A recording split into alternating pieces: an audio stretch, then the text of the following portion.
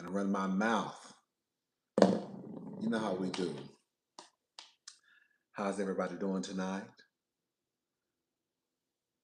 What's up, Mrs. Andrew? What's going on? I'm gonna wait for a few more people to get in here, then we're gonna go ahead and get started with the mess. Okay. I hope everyone is having a wonderful night. What's up, Miss Fancy Pants? What's Aries Diva 84? What's up, DB4? What's going on, y'all? What's up?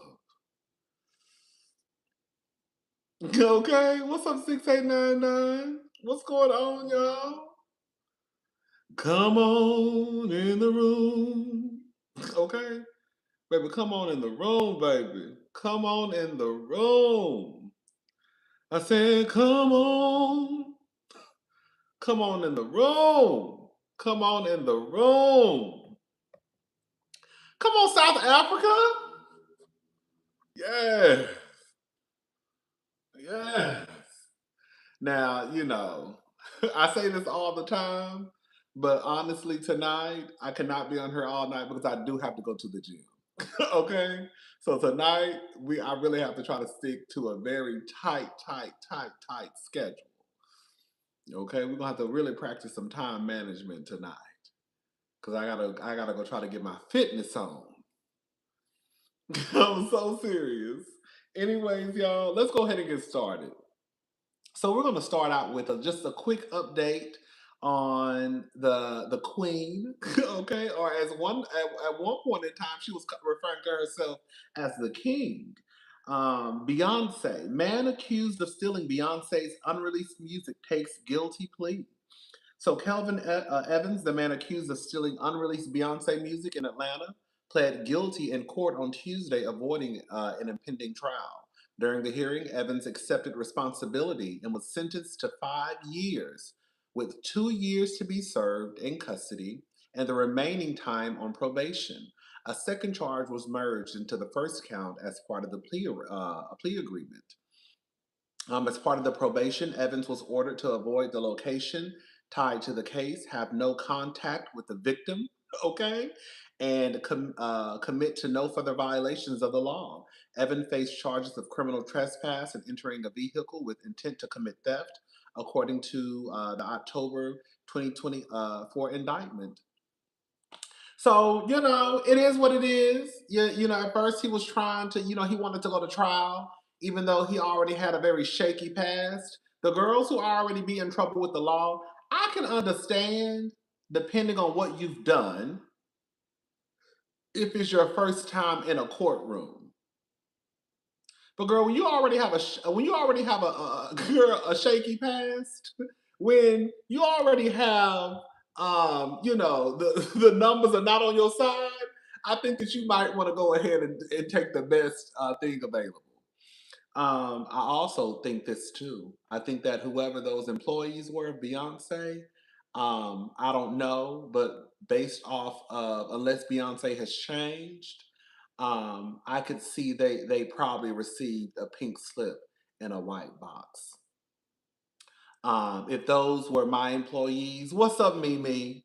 If those were my employees, they would have been fired.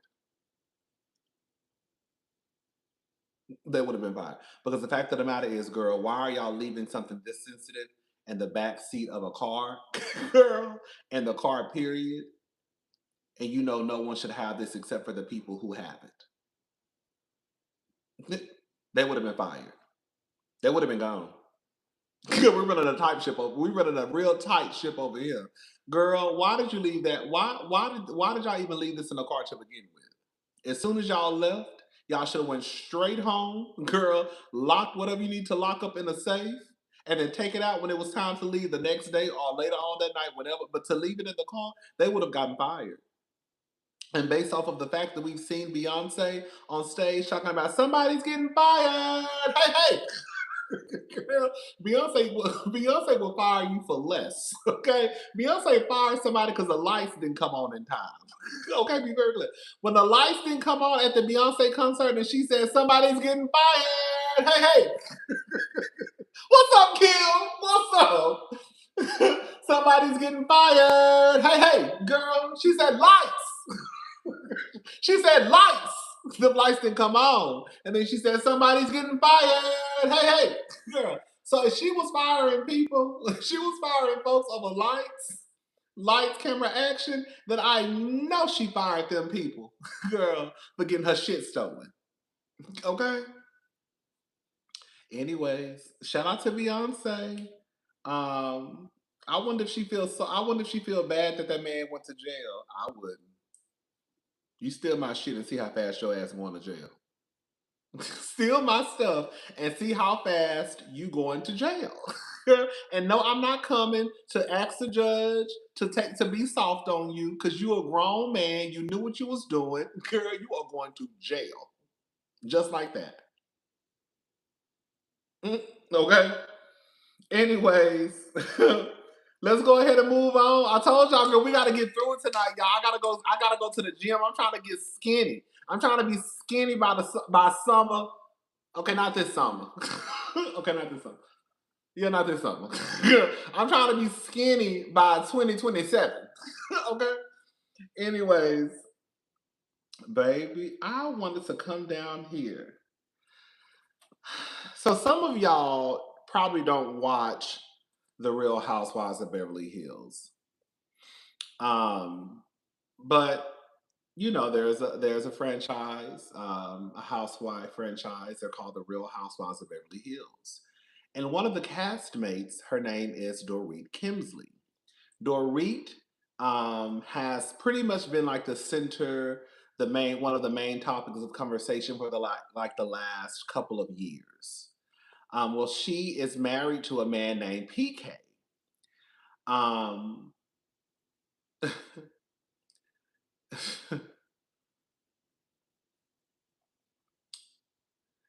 I have okay. Okay. I'm gonna need some assistance on this one. Okay. I'm gonna need some of y'all to help me out because I am kind of conflicted on where I stand. You know, for the most part, usually when I draw a line in the sand, girl, the line is drawn and I'm not changing. Okay? It's good. Girl, you're gonna have to really say something to me in the comment section for me to be like, oh, okay, yeah, you're right. I'm wrong, right? In this scenario, I'm conflicted because as far as I'm concerned, a part of me feels like Dorit is just as gutter snipe and trifling as PK. All right.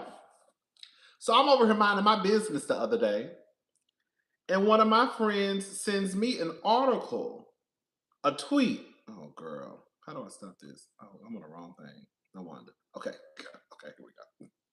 So one of my friends sends me something from a guy named Ronald Richards down to the Twitter. You say absolutely? Okay. You say absolutely? They both gutter snipes. They both trifling. Is that what y'all say? Absolutely. That's what you say. Absolutely. Absolutely, too, Lord. Or you say they both gutter snipes? They both gutter snipes? Because I'm saying that girl, I need some assistance. Okay. Because they giving me both gutter snipe. They both giving me gutter snipe. They are. Okay, okay. We on the same page. Okay. We on the same page. Okay. So you know they're in court, right? I want to go over some of the things that have been discussed in court. The first thing that has been reported, which we already talked about this in one of my videos, as of April 17th, 2027, the outstanding principal balance is $5,196,750.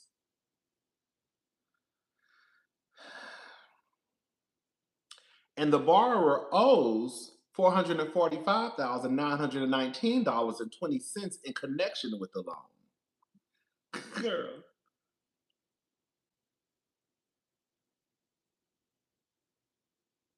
They also talked about there's a second mortgage loan with an original principal amount of $750,000.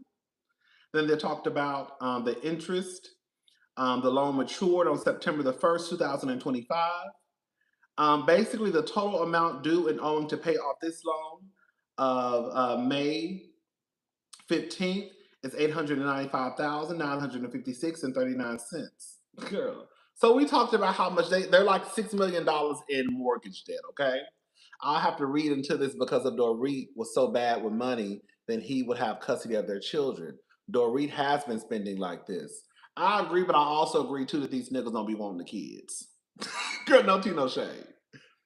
Girl, it's no tea, no shade.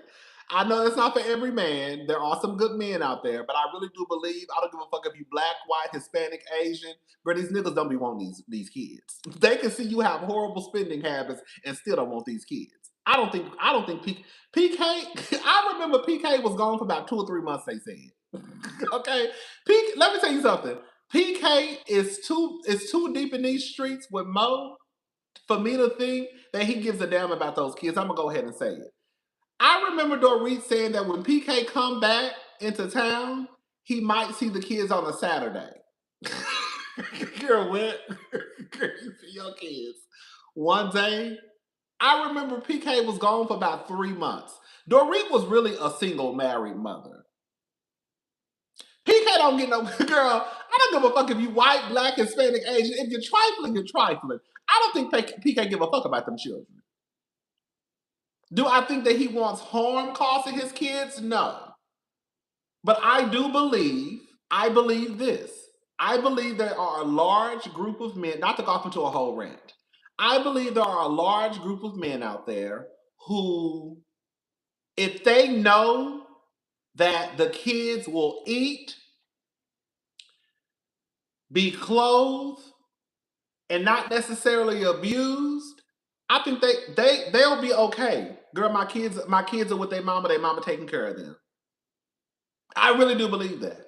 I believe there are a large group of men out there who know that if they have a baby mama, ex-wife, wife, whatever, if the kids are fed and clothed and they're not really in any type of like harm, you know what I'm saying?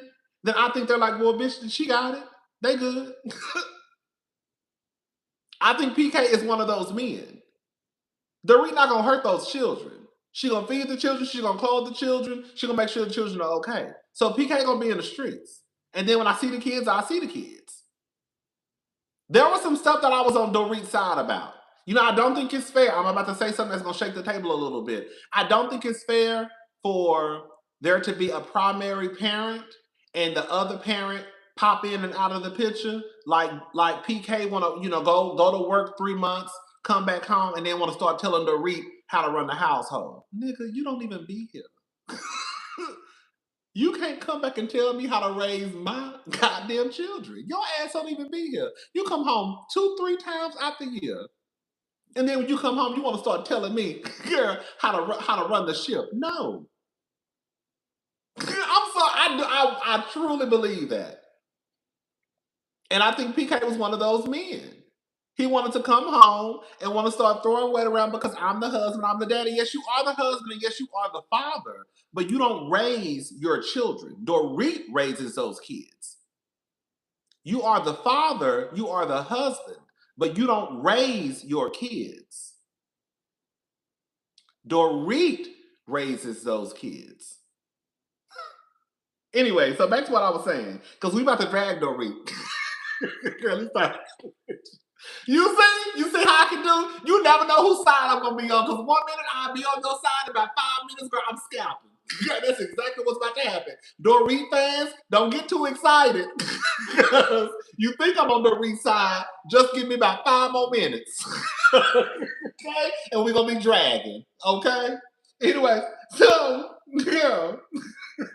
Okay, the girls be confused sometimes over here. So listen to this. This was in the court documents, okay? She stated she would not agree to any provision requiring her to vacate the property within the specified time frame. She stated she would not sign any documents relating to mortgage restructuring. During the call, petitioner indicated that that payment of $50,000 immediately, along with an additional $50,000 the following week. So this is Dorit is the petitioner, okay? PK is the respondent. So the petitioner is Dorit. So during the call, Dorit, the petitioner, indicated that payment of $50,000 immediately, along with an additional $50,000 the following week, would prevent her from engaging in what she referred to as dirty games, including actions she suggested could cause reputational harm to respondent. In that context, she specifically referenced respondent's significant other, Tatiana. So I'm assuming PK got a girlfriend named Tatiana. When I tell you one thing about it, when I tell you I have noticed this is not one thing I will say, men will have a girlfriend in a heartbeat. Girl, it is amazing to me how these men are so quick. Like they can really move on like quick. Like quick. Like the woman will still be in the house, depressed and sad, getting the kids ready for school, and girl, the man would be girl tootsie rolling around around the city. Got a whole new bitch on his arm, just that fast. Girl, just that fast. Anyways, um, okay, so in that context, she specifically referenced respondent's significant other, Tatiana, and suggested that reputational allegations or publicity could negatively impact respondent's relationship with her as well. I expressed concern that even if the initial $50,000 were provided by respondent, there was no assurance that additional financial demands would not follow in the future. In response, Dorit, the petitioner, stated, PK knows me, which I did interpret as providing any clear limitations or insurance regarding future demands. During the discussion of her request for $50,000 immediately and an additional $50,000 shortly after, I expressed concern that the urgency of the request appeared inconsistent with her recent spending patterns.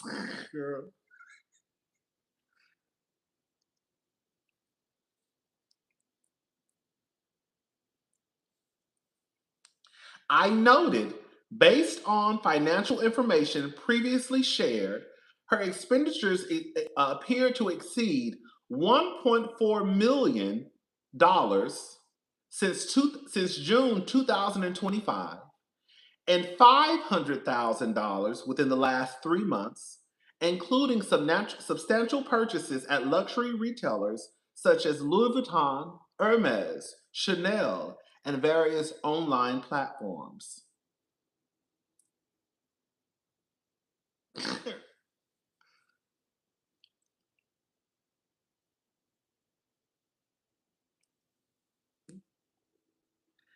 I stated that such discretionary spending appeared inconsistent with an immediate needs for funds for a vacation with the children. Basically, you over here, girl, telling my client that you need 50,000 and another 50,000, but bitch, you spending 500,000 in the last 3 months. You just spent $1.4 million since June 2025 and 500 within the last 3 months. But you saying you need 50,000. You say you need 100,000 for vacation. Listen to this. This is the part where I said, I told y'all, well, y'all already know about Dorit. I knew about that. I said, I clocked Dorit the other day. Petitioner responded. Listen to this, y'all. Petitioner responded that I did not understand her professional obligations and inserted that such expenditures were necessary for her career. I stated that I was not aware of any contractual requirement with Bravo or any other entity requiring expenditures at that level on wardrobe or related items to maintain employment. I further noted that discretionary spending decisions should not be presented as justification for urgent financial demands tied to personal travel with the children over their break from school. I said the other day, I said, Dorit gives me, she's the type of girl that really wants to keep up with the optics, right? I just said this, and like the next day, my friend sent me this. I said, Dorit gives me, she's the type of girl who really wants to keep up with like girl the look, right? Dorit should have been out that house a long time ago, if we're gonna be honest. But Dorit wants to look, right? And I get that's the part for a lot of these girls. They want to look like they have it. One thing I will give Erica Jane, one thing I will give girl EJ Global LLC. It's to a certain degree, mama not trying to keep up with the Joneses no more. Erica Jane got her ass over there in that studio apartment. Okay? Erica Jane got her ass over there in that 1-and-1.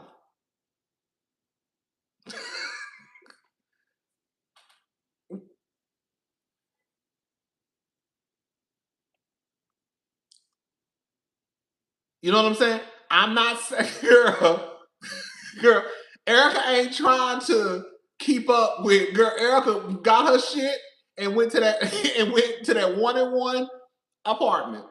And she set her ass down somewhere and she was still. And she's still on the show. Now, does Erica Jane still have her glam and all of that stuff? Yes. But what I'm saying is to a certain degree, Erica is not trying to appear as though she still has the same lifestyle she had before all the shit hit the fan with Tom Girardi. You see what I'm saying? And you got Dorit over there still trying to keep up with whatever she's trying to keep up with. So listen to this. This is a mess.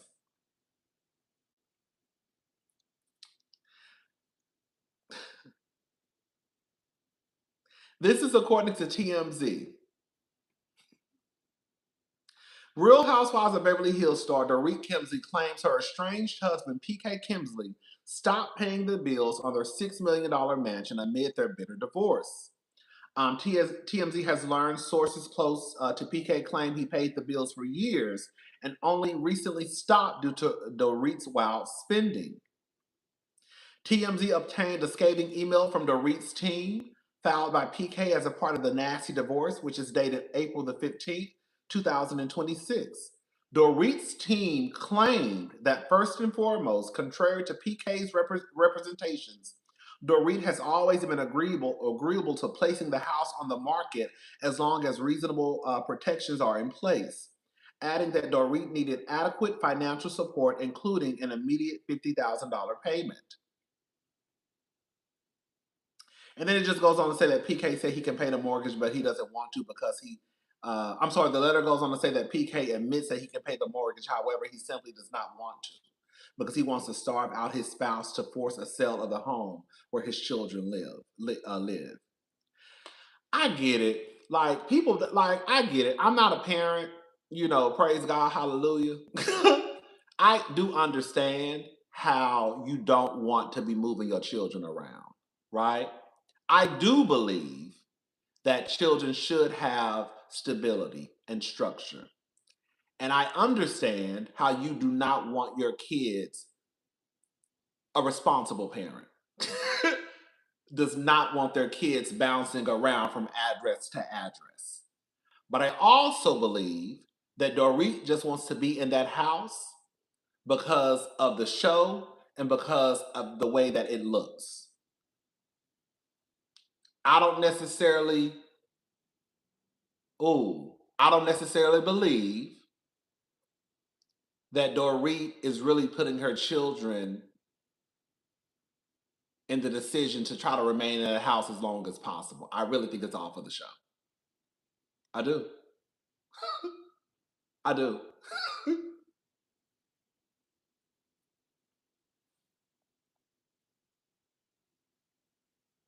Dorit's lawyer claims PK has left the gas, the electricity, the internet, and other essential services unpaid over an extended period of time, adding that Dorit had to cover the bills to avoid disruption.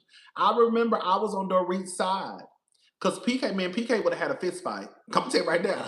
It's like, girl, I wish I would, girl, let me tell you something. If my man up and left and told me that I was responsible, and I'm sure that mortgage on that $7 million house, or not however much a house costs, I'm sure that mortgage has ever been a $40,000 or $50,000.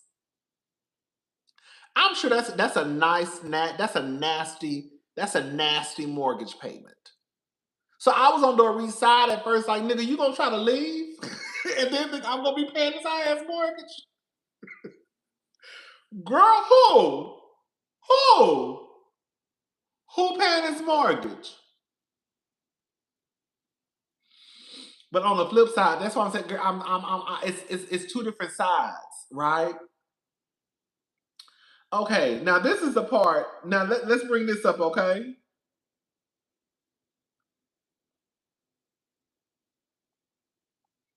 Girl, listen to this, bitch. Then we're gonna get into my opinion, okay? This is the last one, and we're gonna move on. The Real Housewives of Beverly Hills star PK Kemsley's alleged income was revealed as part of his divorce battle with his estranged wife. Listen to this, baby. They say PK, who works as a music manager, says he earned around $887,180 from April 2025 to March 2026. Did you see that alleged ROP scoop? Take this with a grain of salt. Allegedly, Wendy paused filming after Giselle caught her in a lie about her case. Thank you, Frog. I did see that. I saw it online, but yeah, I saw it on Twitter. Yeah. They say that PK brings in around $91,999 in net income each month. Now, girl, I'm a little slow. Net is what you bring home after taxes, right? Okay. Gross is before taxes, net is after taxes. PK brings home $91,999 in net income each month. They say PK claims his monthly expenses include $16,500 on rent, $800 on health care, $6,402 on groceries and alcohol. PK, ain't no fucking way. Can I say something? Girl,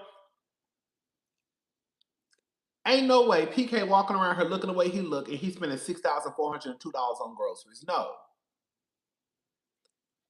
You gotta be a bodybuilder of all bodybuilders and really get walking around here with muscles popping out your motherfucking fingernails for me to believe you spend that much on groceries.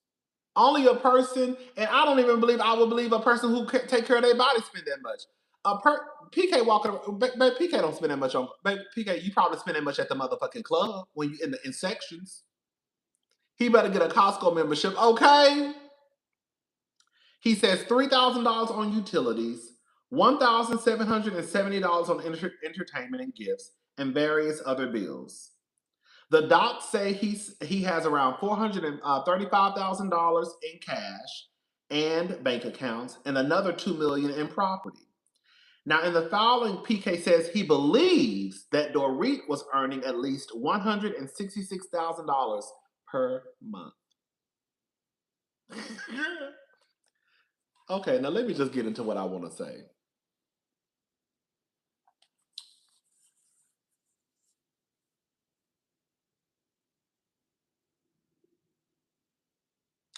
I understand that these are supposed to be the rich girls and boys.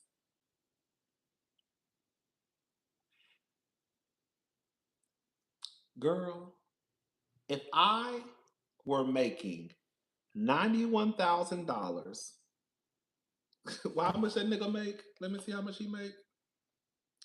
$91,999 after taxes each month. Girl, my life would be so fab. When I tell you my life would be fab.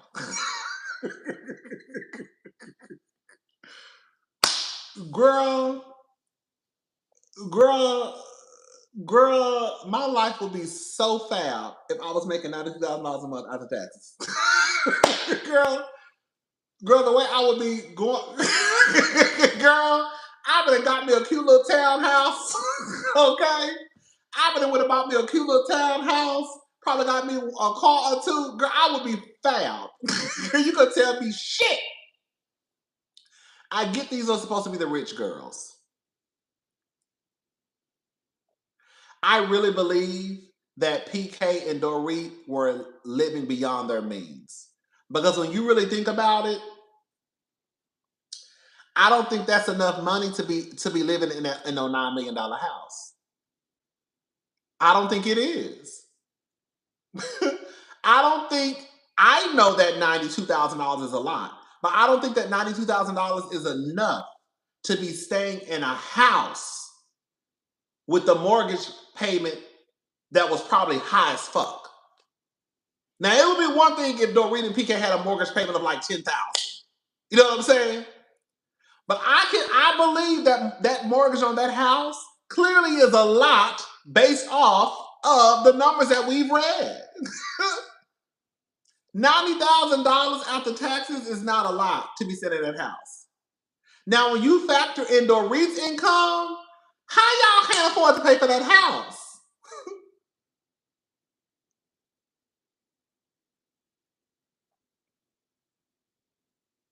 I think Dorit and PK full of shit. A part of me, okay, let me say this for Team Dorit. A part of me can understand. No, it's not even Team Dorit. This is just me. A part of me can understand. Exactly. And the thing is, your mortgage is not your only debt. You see what I'm saying? That's why I'm saying. Let me say this. I want to be very clear. $92,000 is a hell of a lot of money, bitch. Okay. With that being said, with their lifestyle and the bills they have, that's not a lot of money. If your mortgage is already God knows what, and then you still factor in car notes, insurance, private education, or homeschooling, traveling, clothes, that's really not your money is gone, and you probably done went into the negative.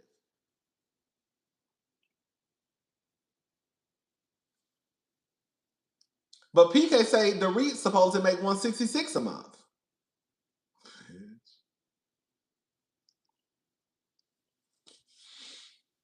It sounds like they're both irresponsible with their money. It just sounds like it. It sounds like they're both irresponsible with their money. It ain't a trick walking. Who gonna get me to understand? Girl, I'm sorry. I'm sorry, Team Dorit. Dorit is a trifling ass gutter snipe.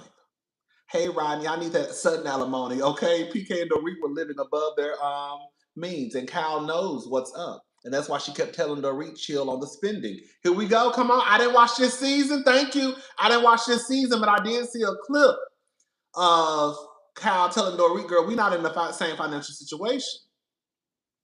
The fact of the matter is, Cal and Dorit are not in the same financial situation. And Dorit comes across as a trifling ass gutter snipe.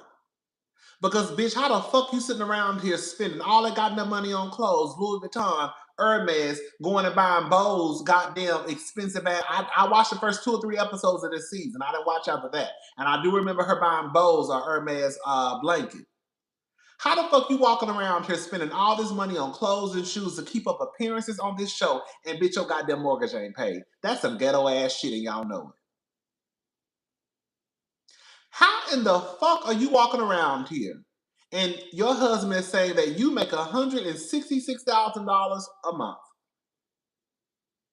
and you're not even paying your bills? I get it. I get it. I get it. If the agreement was for PK to pay the bills and you was going to be the stay-at-home mama, all right, PK said he would pay the bills. But at what point, she probably asked for that blanket back. Okay, bitch, okay? But at what point do we start holding Dorit accountable for the shit that she's doing? You see what I'm saying? Like, I get it. Again, if a woman is a stay-at-home mom, And I know Dorit had her businesses on the show or whatever.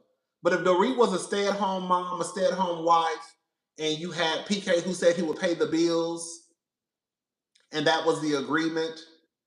But at what point do we hold Dorit accountable? Because, girl, the fact of the matter is you are getting a check. And clearly the situation has changed. Why are you out here at Chanel, Louis Vuitton, and Hermes and online, probably these high-ass online boutiques, spending all this goddamn money, but the bill's not paid? That's ghetto. That's trifling as hell.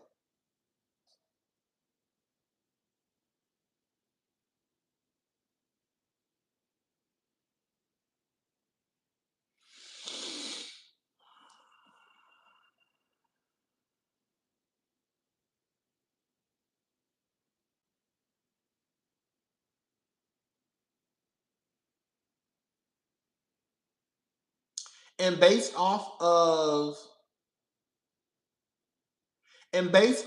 PK's income,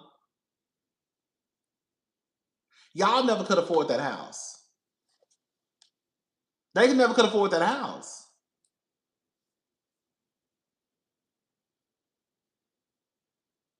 PK and Dorit never could afford that house.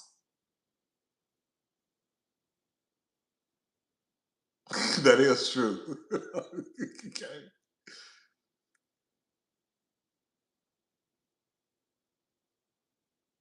But this is where I blame PK too. Let me bring this up though. This is where I blame PK. See, this is what happens when you men use your money to get women. See, this is what happened. And I remember PK saying this. Dorit, basically, I'm paraphrasing. Dorit went from shopping at Forever 21 and Nagashi to always want to be at the Versace, Tom Ford, and Gucci store. But if that is what you use to get Dorit, now you expect Dorit to give up the lifestyle that you low-key helped create for her. That's why I say I'm conflicted on this. Because PK, you got some responsibility in this too. You created the bitch. Now all Dorit want to do is wear Gucci, Tom Ford, and girl. I remember, I forgot it was somebody, or either I said it or I quoted something, or one of the cousins said it. Dorit used to dress like a drug dealer's girlfriend. Okay, Dorit used to dress like a drug dealer's girlfriend. Every time you saw Dorit, she would be dressed from head to toe, from Louis Vuitton, hat, jacket, turtleneck, pants, purse, shoes. No, seriously, her first mistake was letting him know how much she makes. She was supposed to stack those Beverly Hills checks and still go for alimony and child support. Come on, bitch. Exactly. That was another thing, too. She gave PK too much control. Because PK should know how much money you make. You know how many of these men on these shows don't know how much their wives make from the show? You had Dr. G still not knowing how much Quad made from Married to Medicine. I think it was somebody else who said they didn't know how much their wife made either. Some of these women, gonna keep their coin to their titty. Okay? Dorit fucked up when she let when Dorit fucked up when she let PK know how much she made. Okay? You were supposed to let the niggas, you were supposed to try to keep that to your goddamn as close as possible. Dorit used to dress like a drug dealer's girlfriend. And now Dorit is over there, girl, robbing Peter to pay Paul. Like, I get it to a certain degree. PK should be responsible for creating this monster, but on the flip side, at what point do we look at Dorit like a trifling ass bitch? Dorit, how are you making $166,000 a month and all you want to do is go shop? Because all you really want to do is try to act like you got it when, girl, you ain't got it like that. You don't. Because the other girl's now $6 million, $8 million behind in mortgage debt. That's you, mama.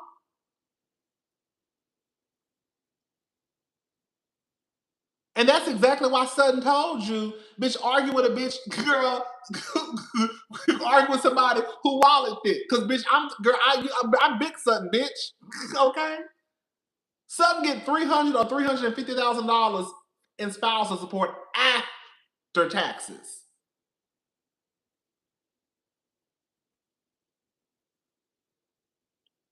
And the fact that Dorit got down to the reunion last year talking about Sutton, you live on a main road, bitch, you and those kids, Phoenix Rising and Move Like Jagger, are about to be in a homeless shelter. Somebody who's about to be homeless and not toothless can't say nothing about where nobody lives. How the hell, what's up make it make sense? How the hell are you trying to take digs at Sutton for living on a main road in Beverly Hills?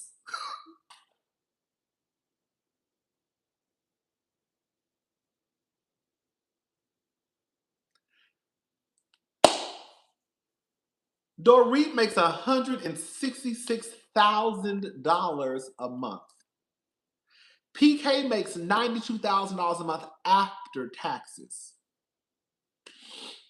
Ooh, girl, I wish I made that money. Girl, when I say, baby, the way I would be living a fab life, girl.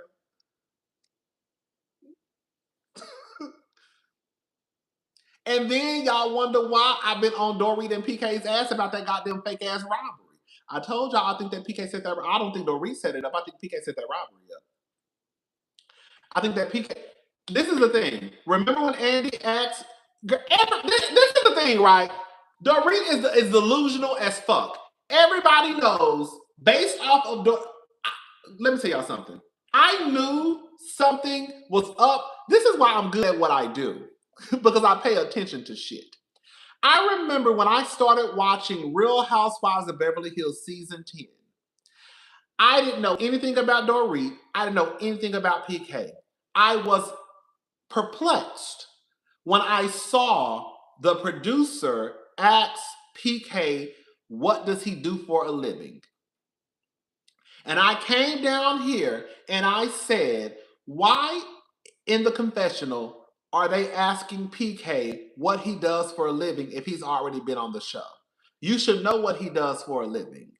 And I remember PK saying something like he's a businessman. And I said, you know that businessman, that shit always lose me.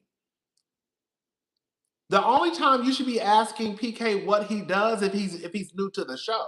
If PK is new to the show, why are y'all still trying to figure out what PK does? One. Two, fast forward. Dorit is dresses like a drug dealer's girlfriend. Everything gonna be Gucci, Chanel, Prada. You know, it's gonna have monograms. It's gonna have names across it. She gonna be dressed from head to toe. When I say head to toe, not like a Louis Vuitton jacket, not a Louis Vuitton shirt, not a Balenciaga cardigan. She gonna have on Balenciaga sunglasses, Balenciaga t-shirt, a Balenciaga cardigan, Balenciaga pants, some Balenciaga tennis shoes. That's how Dorit would dress. It just won't be a shirt, a jacket. You know what I'm saying? She gonna give you straight up head to toe Louis Vuitton. And then when she stopped dressing like that, I think people started clocking it. Look, Dorit, I remember I was like, girl, Dorit dressing like a suburban PTA mom. Girl, Dorit was dressing like she lived in Katy, Texas. Okay? When I started seeing Dorit walking around here with Levi's on, I said, Dorit not really dressed the same no more. And then remember when Andy asked her, did PK put her on a budget? And she said, no, PK didn't put me on a budget. Dorit and PK have been having money problems. And we're not going to sit here and act like, even though just because things are reported on the internet does not make it true, it's just scuttlebutt. But at the end of the day, we're not going to act like they have not been saying that PK and Dorit are in financial ruins and how PK owe all these loan sharks money and shit. They've been talking about PK and Dorit's money being funny. They've been talking about PK and Dorit's being money being funny. And I think for those of us who have watched the show, we saw how Dorit's style changed. Dorit went from very much head to toe Louis Vuitton to Levi's, some Prada comeback boots, girl, a little jacket. Girl, I'm like, oh, okay. What's going on, mama, with the coin? And then when they set up that goddamn robbery, that didn't make no goddamn sense. I came down here, I said, that don't make no goddamn sense, y'all. That robbery don't make sense. That robbery does not make sense. That robbery does not make sense. I think that Dorit and PK are both trifling as fuck. I do. While I can understand that as a woman and as a man, y'all came together, you had an agreement that your husband would pay the bills and you would be the stay at home mom. The fact of the matter is, he is about to no longer be your husband. And while, yes, you deserve some type of money, I guess, in the divorce, that's just what it is. The fact of the matter is, even if you got half of whatever PK got, would you still be able to afford to live in that house? Would you be able to afford a $40,000 or $50,000 mortgage? Baby, no telling how much that electricity bill is. No telling if you're going to remain on this show. Camille Grammer exposed Dorit's broke ass at dinner. You see what I'm saying? Like, would you still be able to remain in that house? And I would think the answer is no.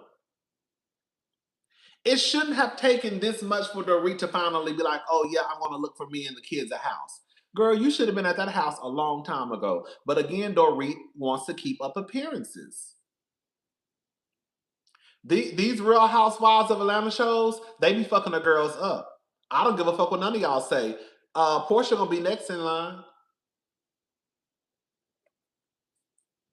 Porsha, get your ass out that goddamn house. Because Simon said he not paying that goddamn bill. Dorit is the only one who is trying to keep up appearances.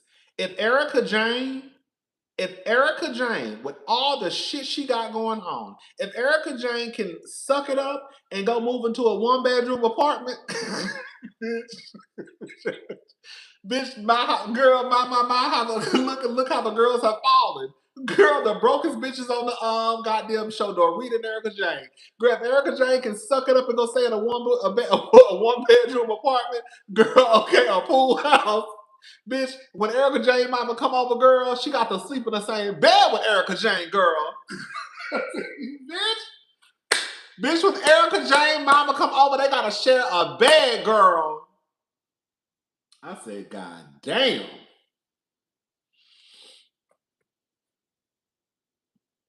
I believe Erica had a choice.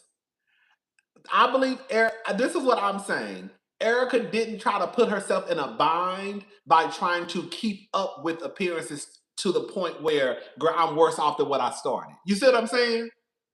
While Erica still is floating around here with glam and she still has her glam team and all of that stuff. I think Erica Jane also said, "Girl, I'm gonna have to just go to the studio apartment." Erica Jane could have tried to still act like, "Oh, girl, y'all left my husband and now I'm in a penthouse in West Hollywood." Erica Jane could have tried to take that route. But Erica Jane said, girl, I'm going to go over here to this backyard and move into this little house. And girl, from what I understand, girl, Erica Jane don't even pay. From what I read online, and I think other people were saying this online, that Erica Jane, that's a friend's house and she's staying in for free. That's what I You remember when they first said that Erica Jane's rent was $10,000 for that place? I know y'all remember. I know I remember. When Erica Jane first moved into that place, they said that her rent was $10,000. And then people started saying that that's actually Erica Jane's friend's home, that they're letting her stay there for free. I can believe that. Erica Jane do got a lot of lawyer fees.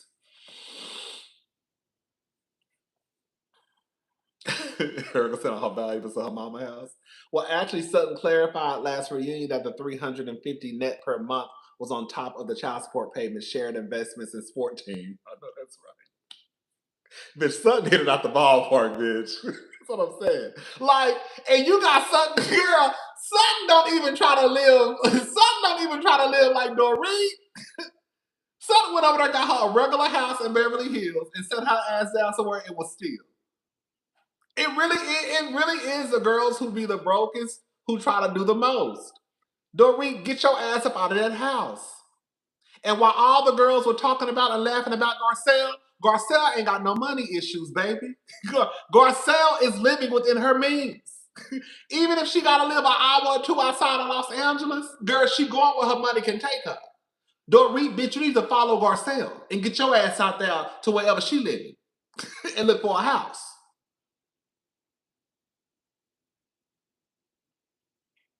But you want to be all on TV shopping at Hermes and Louis Vuitton and Chanel to act like you got it, when the fact is you ain't got it. You have Dorit makes enough money from this show to live a decent life. Bitch, you can make it off $166,000, girl. Okay. Can you live like Kyle? No. Can you live like Sutton? No. Can you live like Bose? No. But you make enough money to go find you and those kids a cute little house an hour outside of LA somewhere and sit your ass down. Can you live in the middle of the mess? No. Not in LA, you can't.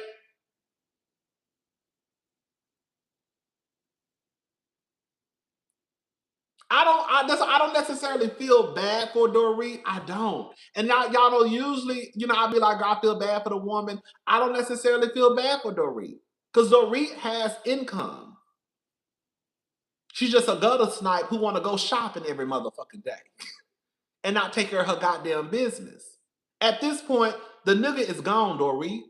Yes, he gonna have to give you some child support. Yes, he might have to pay you spousal support. I don't know, because bitches sound like you make more money than him. So you might have to pay him, bitch.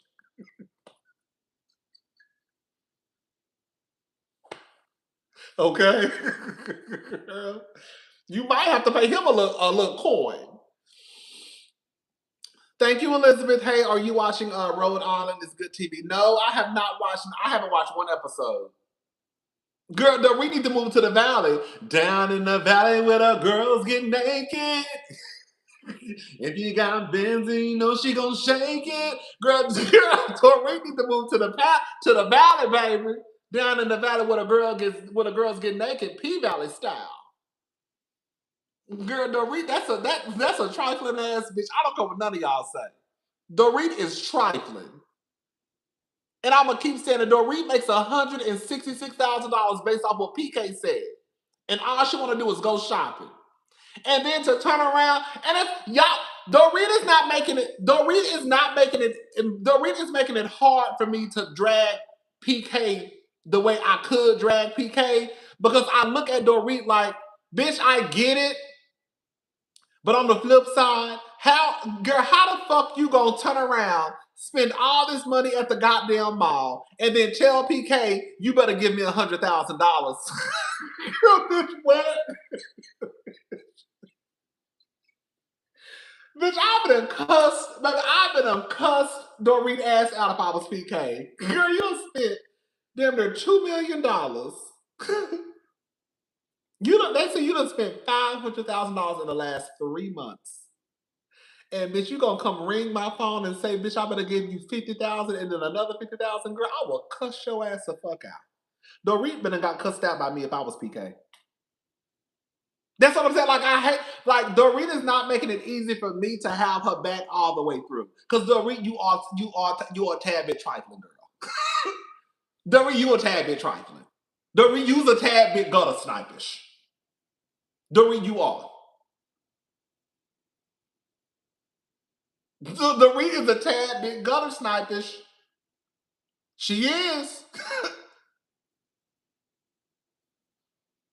Girl, I don't get it.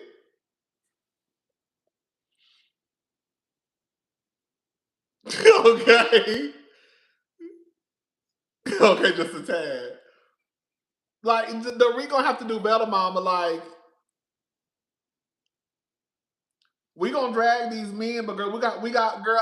I'm all about accountability too. We can drag the men, but girl, we have to hold the girls accountable. And Dorit has to be held accountable for the shit that she's doing. Dorit, them people say you spent that much money on clothes and shoes because you said that it's a part of your job. You have to keep up appearances. It's a part of your job. You have, girl, stop, girl. I get it. The girls on Beverly Hills hold a diamond. They're supposed to be the rich girls. The fact of the matter is, Dorit, girl, you really probably could have got away with it if you just lived a certain way. The girls be acting like they can only be fab if they do this, this, and this. I don't know. Dorit is a mess. PK is a mess. Um, it's gonna be funny to see how this plays out because I am of the mindset you are who you marry. I don't think Dorit is too far off in triflingness than PK. I think PK set up that whole robbery. I don't think Dorit knew about that robbery though. I do think PK set up that robbery. I think PK set up that robbery. I do. I think PK set up that whole robbery. Hmm. I do. PK and Dorit low-key remind me of that couple. Y'all remember House of Cards? Did y'all ever watch that show called The House of Cards? I never finished watching it. Remember, I think it had the man who was accused of like, I think sexual assault. I can't remember, girl. I forgot. Kevin Spacey, is that his name? Kevin Spacey? He was on, I think it was called House of Cards. Anyways, Dorit and the people who watch the show, they know how I'm talking about. Dorit and PK remind me of Kevin Spacey and his wife on that show. Like gutter snipe, trifling, girl, do what they need to do in order to get what they need to get. You know what I'm saying? Like that's what PK and Dorit really remind me of that couple on House of Cards. Girl, like just like they both trifling, but they gonna do what they need to do to get what they need to get. Bitch, who in the way can get it low key. Like that's what they give me that type of couple. They do. Yes. They give me that type of couple. Anyways, shout out to Dorit. Shout out to PK. Let's go ahead and move on. So I was in the bathroom brushing my teeth earlier today, and I was thinking about the Real Housewives of Atlanta. Girl, everybody knew that goddamn robbery was fake. That robbery didn't even make no sense. Um, I was in the bathroom earlier brushing my teeth earlier today, and I was thinking about the Real Housewives of Atlanta, and I was thinking about I don't know why Shamea popped in my mind. I was thinking about the show, and Shamea, this is a problem that I'm having with you. I don't have no issues with Shamea. Let me just say that. You know the girl. I don't have no issues with Shamea. Shamea, the problem that I have with you is you didn't learn anything from your last friendship. You didn't learn anything from your friendship with Porsha. The thing that I will, and I have been very vocal about this, the thing that I will fault Shamea for in the demise of her friendship with Porsha is that she was not honest about how she really felt about the shit that Porsha did. She tried to act as if she was okay, but clearly this whole time she still felt away. That is where I had a problem with Shamea. Not to excuse what Portia did, but if your feelings were really true and really hurt by what Portia did, you should have had a full-blown, in-depth conversation with Porsha. So whenever it came up again, it would have been squashed and it would have been nothing to talk about.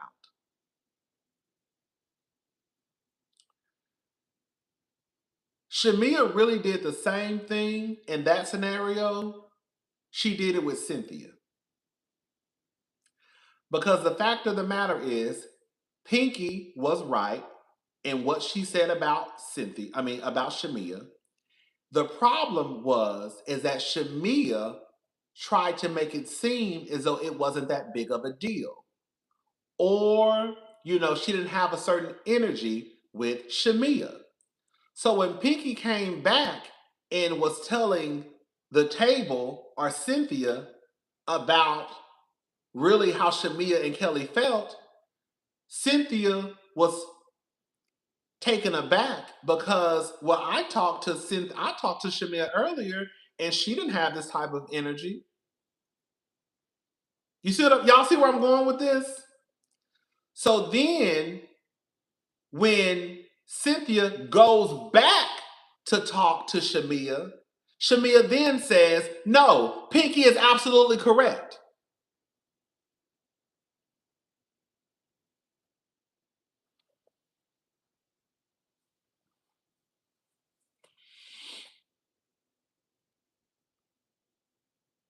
Y'all see where I'm going? So if you really felt a way about the situation, then why didn't you just straight up say that from the get-go?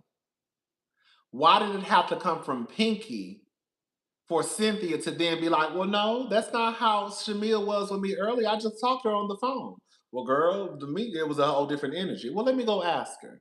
And then Cynthia goes and asks Shamea, and now Shamea is like, "Oh, wait, no, Pinky is right."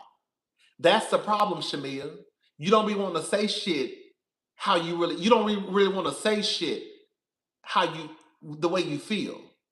Like Shamea is a people pleaser. Like she don't want to hurt nobody's feelings. That's the problem. And that's exactly that was a part of the issue. Because instead of you just standing in your shit and telling Cynthia how the fuck you felt, you didn't do that.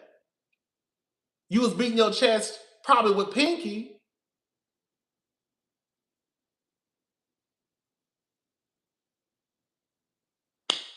But yeah, that's all I really had to say about Shamea. I just think that Shamea needs to work on being honest about how she feels and not being so caught up in whether or not, you know, how I might look. Because if I'm pissed off about the rooms, I'm pissed off about the rooms. I'm not gonna be on the phone with you like, "Oh no, girl, it's okay, it's good. Let me charge my phone up, child. It's good. We okay, it's okay." But then, girl, when the conversation finally comes up, girl, I actually find out that you pissed off.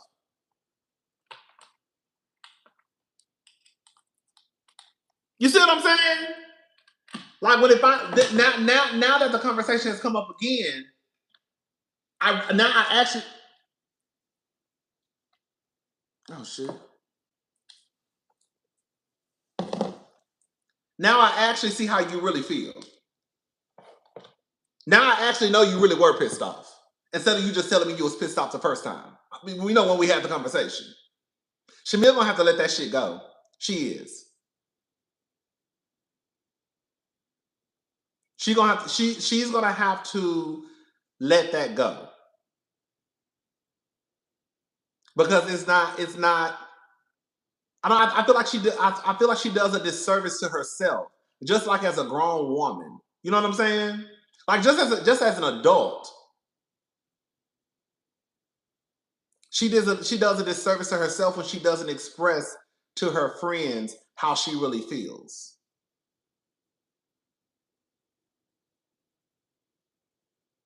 Yeah, that's what I have to say about Shamea.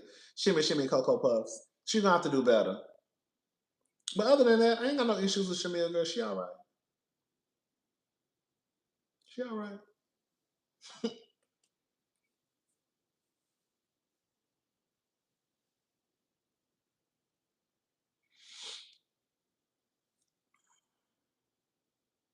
Girl.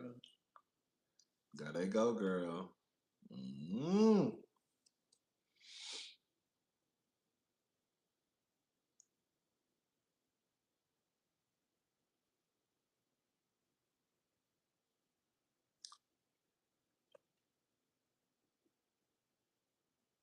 What's up, Shakira? What's up?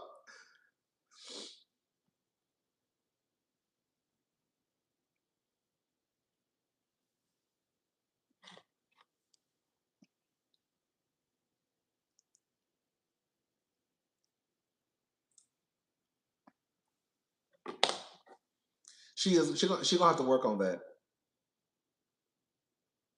Especially, I'll say this. Especially on this show, where things can sometimes, how you feel about Kay? I think Kay. I don't honestly look out for Lauren. I think Kay is doing an amazing job. I don't want to get. This is how I feel about Kay. I think Kay is doing a great job. I don't know what people want from Kay. I feel like Kay is engaging. I feel like Kay is talking to the girl. Like I don't know what they really. I think Kay is doing a good job. I do. She's drinking. She's dancing. She's laughing. She's talking with the girl. She's making jokes. I don't know. Like I don't know. That's what I'm saying. I think I don't know. Just joining. Thanks for taking my advice, adjusting away from the window frame and zooming out. Keep the chair. It looks really good in this light. Thank you. Um, I don't know. Um, yeah, I don't know. I don't know. I don't. I think that I don't think Kay is doing a horrible job. I don't.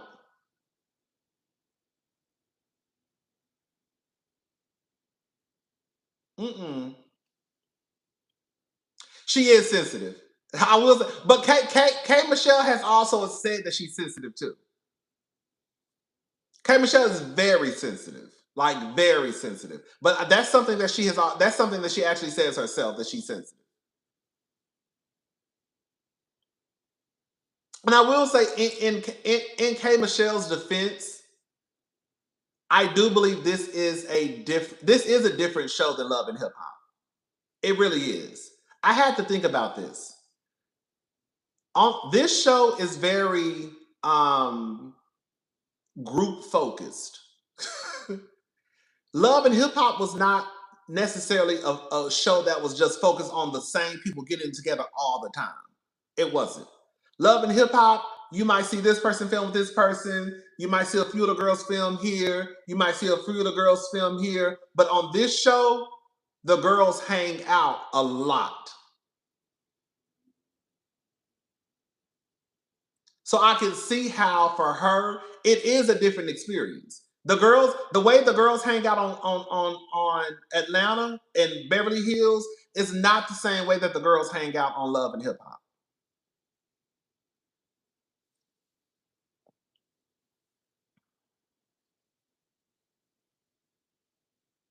I don't have a problem with K Michelle. I don't. I think she's doing fine too.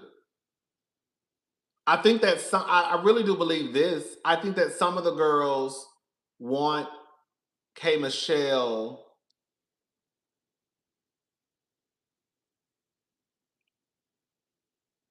to come on and act like a gutter snipe so they can say she's a gutter snipe and she doesn't fit, she's not a good fit for the show. Kay literally has come in. I don't know what the girls want. Because Kay has come in, told us about her marriage. She got married 2 weeks before the show. She's having problems having a kid. Her husband is a dentist. They don't have a prenup. She talked about her butt shots. The bitch literally went to the hospital, had surgery, and then left the hospital to go shoot a scene with Porsha, Phaedra, and Cynthia. Like I don't. I don't know what they want from K Michelle. Honestly, I really don't know.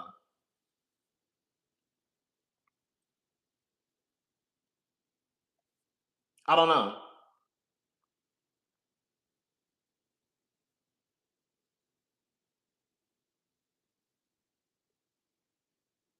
I mean, she's pretty much been in every episode from what I can remember.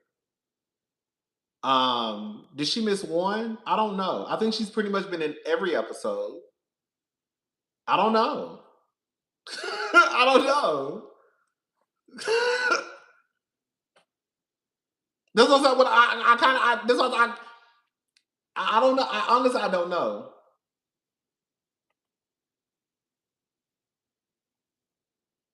I don't think. I don't think. I don't think. I don't think she comes across as scared. I mean, the fact she don't really know them. There's only so much I can contribute to the conversation if I don't know y'all. You know what I'm saying? I don't know. I feel like she joins in on the conversations.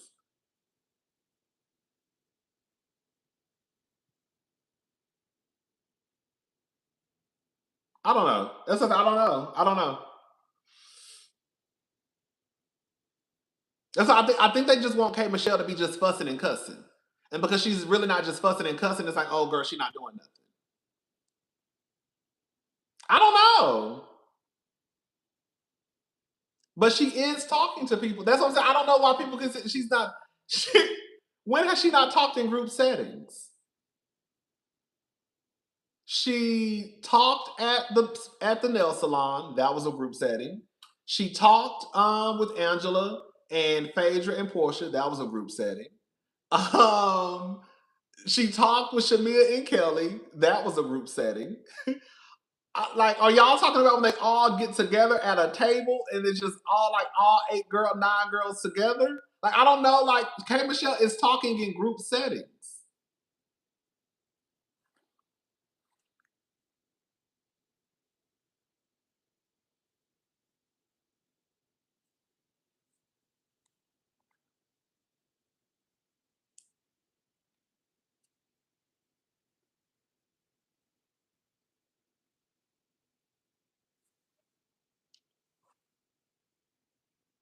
I'm not too familiar with Kay. I wasn't watching Love and Hip Hop when she came on. I stopped watching after Chrissy punched Cabell. Okay, still pretty. Thank you. Look out for Lauren. Okay, when she stomped Cabela, baby.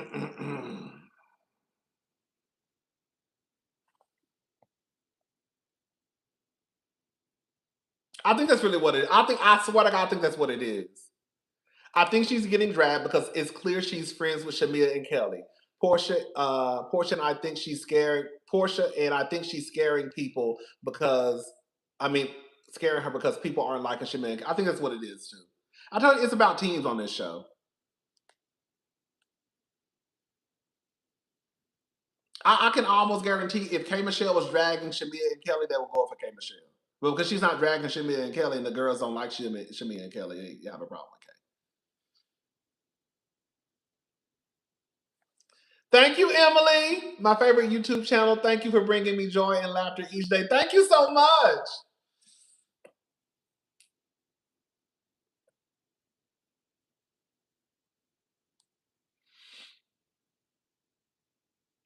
Yes. Even Portia said she joined the wrong team.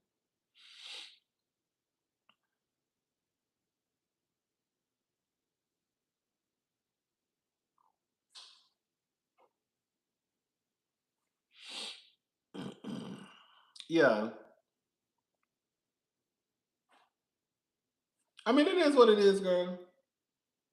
But y'all like, I don't think Kay is doing a horrible. I don't see what other people are seeing with Kay.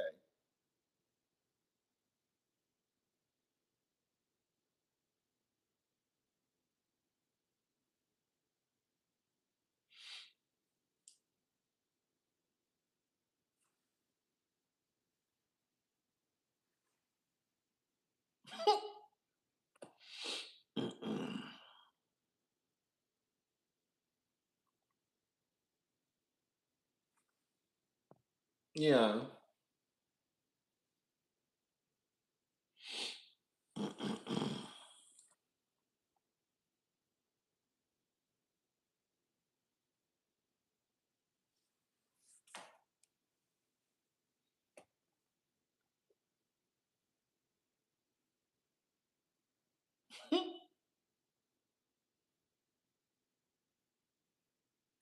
Mm.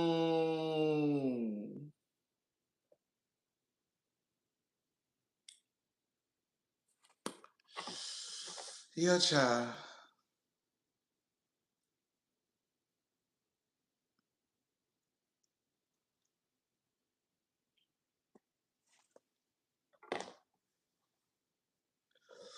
Oh, excuse me. I do think it's weird that the people who have the most storyline going on, those are the people that the people don't like. But the other girls who ain't got shit going on, that's the people that the girls go up for and want them to stay on the show. That's why I say I think the people who should stay on the show, I think they should get rid. I think they should just make it a five girl season next season. I think they should just bring Phaedra back, Drew, Porsha, Angela, and Cynthia. That's it. I really do. They should just make it. They should just go back to like season whatever that was, and they had five housewives, and just call it a day, and let the Fab Five put in the work. Because I don't see the point of continuing with Shamea, Kelly, and K Michelle and Pinky.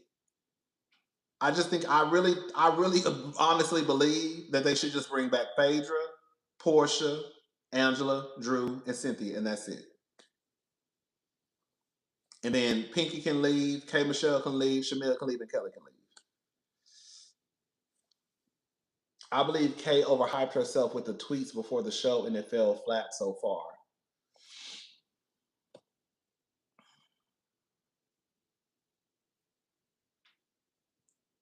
Thank you. Thank you so much.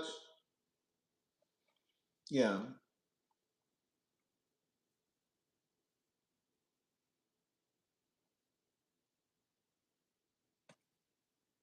Because if we're gonna be honest, the reality is Drew ain't did shit all season. Nothing.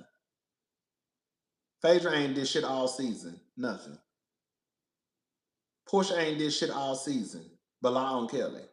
That's what I'm saying. Like, I don't know. I don't know what the girls want from the girls because the girls who are giving you storyline and telling their business and putting in the work, they don't like. Drew ain't did shit all season. But now she about to pick a fight with Shamea again. Not again. Pick a fight with Shamea. Phaedra ain't did shit but just give confessionals. That's it. Portia brought a man on the show that didn't nobody believes that was like that's what I said, like I don't know, like then you got Shamil over here, girl, basically trying to make her husband film, talking about girl, another baby, another surrogate, rom company. You got Kelly over here telling us she's stressed out because her husband ain't shit and she going through money problems. You got Pinky telling us her business, all pretty much all her goddamn business. You got K Michelle telling us all her goddamn business. And the girls say, get them off the show. That's why I said, just get them off the show. Because at this point, I'm not emotionally connected to RHOA anymore. So who they have on the cast is who they have on the cast. Like it is what it is. Like I wouldn't stop watching if they brought all the five girls I just said back next season. I would still watch because I really don't care.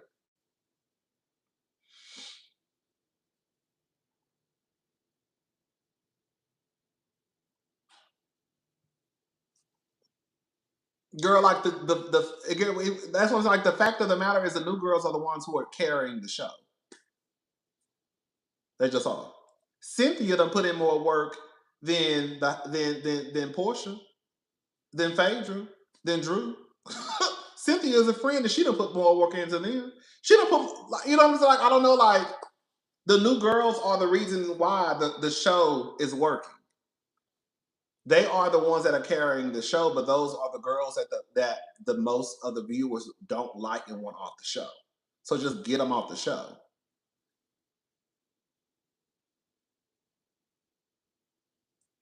Because if we go with the majority always rules or the majority wins.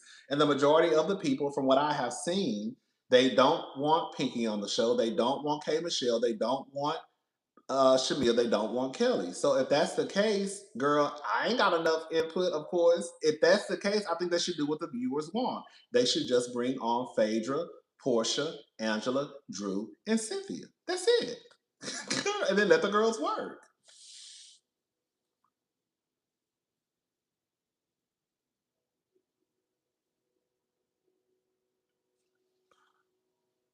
That's all.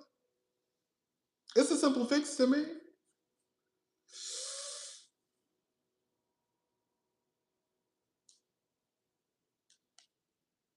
Drew ain't did shit all season. Phaedra ain't did shit all season.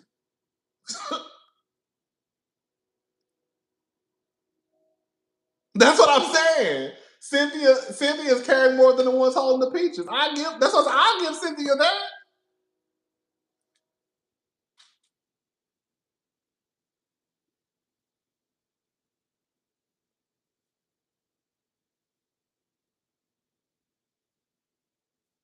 That's just, I'm not over it. I'm telling y'all the truth. Like, I had to come to grips. Believe it or not, I had to come to grips that RHOA reality TV period is never gonna be the same. I had to, but I've always put RHOA up here. The girls who watch my channel already know how I felt about Atlanta. Atlanta was like my baby. You couldn't say nothing about Atlanta. I mean, you could, but like I wasn't gonna let Atlanta go. You know what I'm saying? Like Atlanta was, girl. I was not gonna let Atlanta go, girl. I remember I didn't watch that one season when Kenya wasn't on. But I just wasn't gonna let Atlanta go.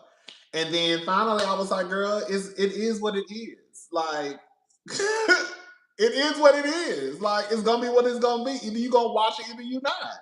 And I think once I kind of like got that out of my head, that's all. Like, I really don't give a fuck what happens with Atlanta.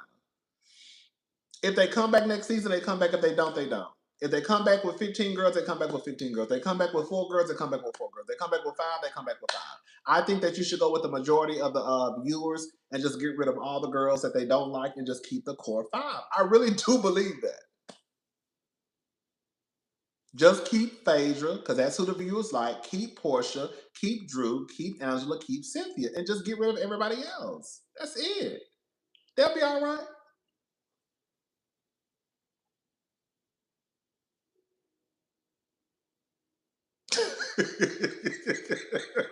I was going to go, but Kenya left, baby. I left, baby. Hello.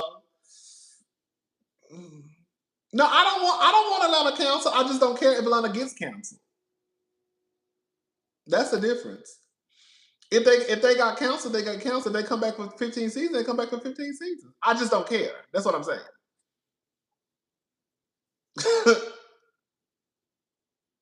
If they come back, I'll be down here to review the show. If they don't come back, then girl, we're gonna review something else.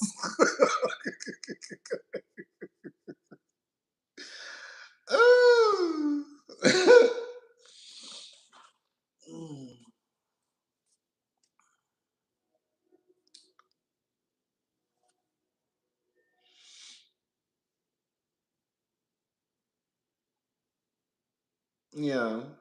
Yeah, child. It is, girl. Well, you know.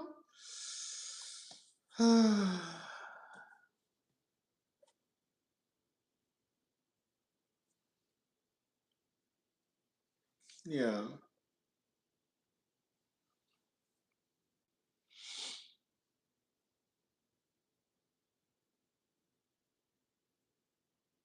What time is it? Okay, girl. We doing good, girl. We doing good on time. Watch, I still be down here at 11 o'clock. Okay. I really don't. You know, I couldn't go to the gym earlier because, girl, when I was being lazy, and then I had to go pick my nieces up, and then I just couldn't go after that. And then I didn't want to go. I don't like going to the gym like after 5 o'clock, after 6 o'clock, really, because it'd be too packed. So if I can't make it like early in the afternoon, then I just will wait like till night when it's less people there. I really want my own gym. I don't like working at the gym. I don't like working out at the gym with people. You know what I'm saying? Girl, that's why I say, girl, girl, when I get this $100,000 a month after taxes, girl, I'm getting my own house and I'm building my own gym, so I don't even have to go to the gym.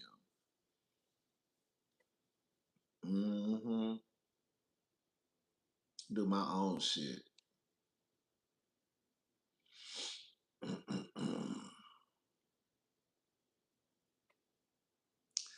Girl, I have not watched Beverly Hills. I watched the first, like, I think 2 or 3 episodes. I think it was the first 2 episodes. And I talked about it, but I have not watched. So I don't know what's going on with the man. I know, like, I've been listening to some people reviews here and there. Um, so I know about Amanda and Bo's beefing, and Dorit and Cal and Erica beefing and all that stuff. And I watched some of the clips that they post on Twitter, but I really don't know what's going on. I have been hearing people say that it's boring. I needed these back-to-back lives after my father's recent pass. Oh my God. And I needed these laughs. Thank you, cousin. Still waiting on our family. Oh my God, my condolences. When did your father pass away? I hope you and your family are doing okay. I think I did see that on your on Instagram. Did I see that on Instagram?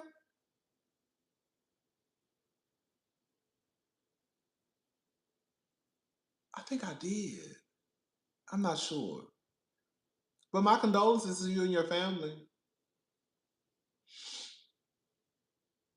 No, I have not watched Rhode Island.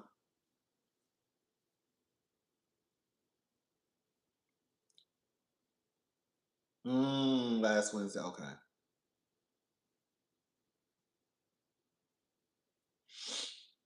Yes, and then like love, baby.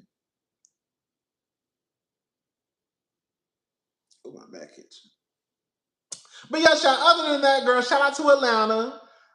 Shout out to Beverly Hills. Shout out to Dorit and PK.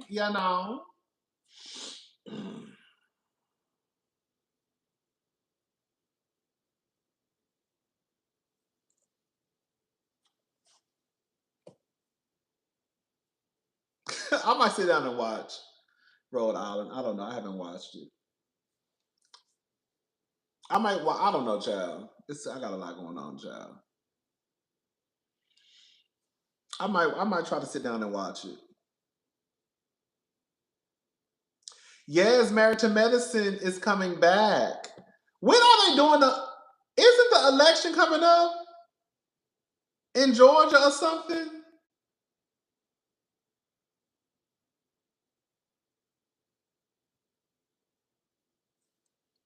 Girl, I still got shit in boxes, girl. My sister was just over here today to pick my nieces up.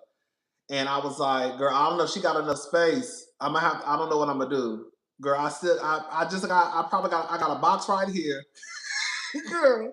Because it's like I got my ring light sitting on this box. And I probably got about 6 boxes in the kitchen.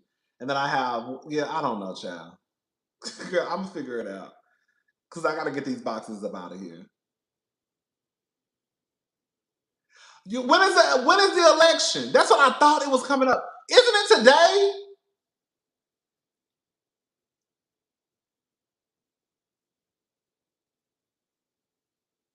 Isn't it today?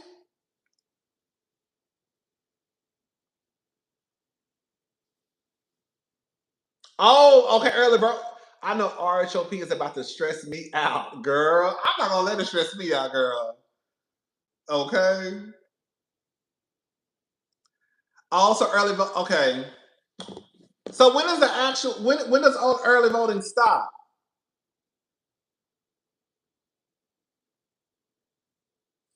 So when do we find out? When do we find out if Heavenly won or not? Next week? How long does early voting last, girl? I be forgetting, girl. Don't early voting last like we find out this Sunday if she win. Okay, so basically they're waiting to see if Heavenly win, and that's gonna determine when they're gonna start filming again. Girl. I hope I hope the stars align for Dr. Heavenly. I don't know, girl. I don't know, child. Oh, she's been polling low. So she coming back. Okay. So Dr. Heavenly is coming back to Marriage and Medicine season 13, based on what the girls have said. That's not me being shady. Y'all know I fucks with Dr. Heavenly, but for what the people say, she been polling low, and that she gonna be back on the show, season 13. So okay. So Dr. Heavenly is coming back. Breaking news, breaking news, breaking news, breaking news, breaking news. Dr. Heavenly is coming back, Married to Medicine season 13. But from what the people say, my ear is to the street, and the tea that just slid across my desk, They said that Dr. Heavenly is polling low, which means she probably gonna lose the race, which definitely means she's bringing her black ass back to Married to Medicine season 13. All right. So we'll see Dr. Heavenly back. Paging Dr. Heavenly. Okay. I don't know. I want Dr. Heavenly to win. I do. I want Dr. Heavenly to win. But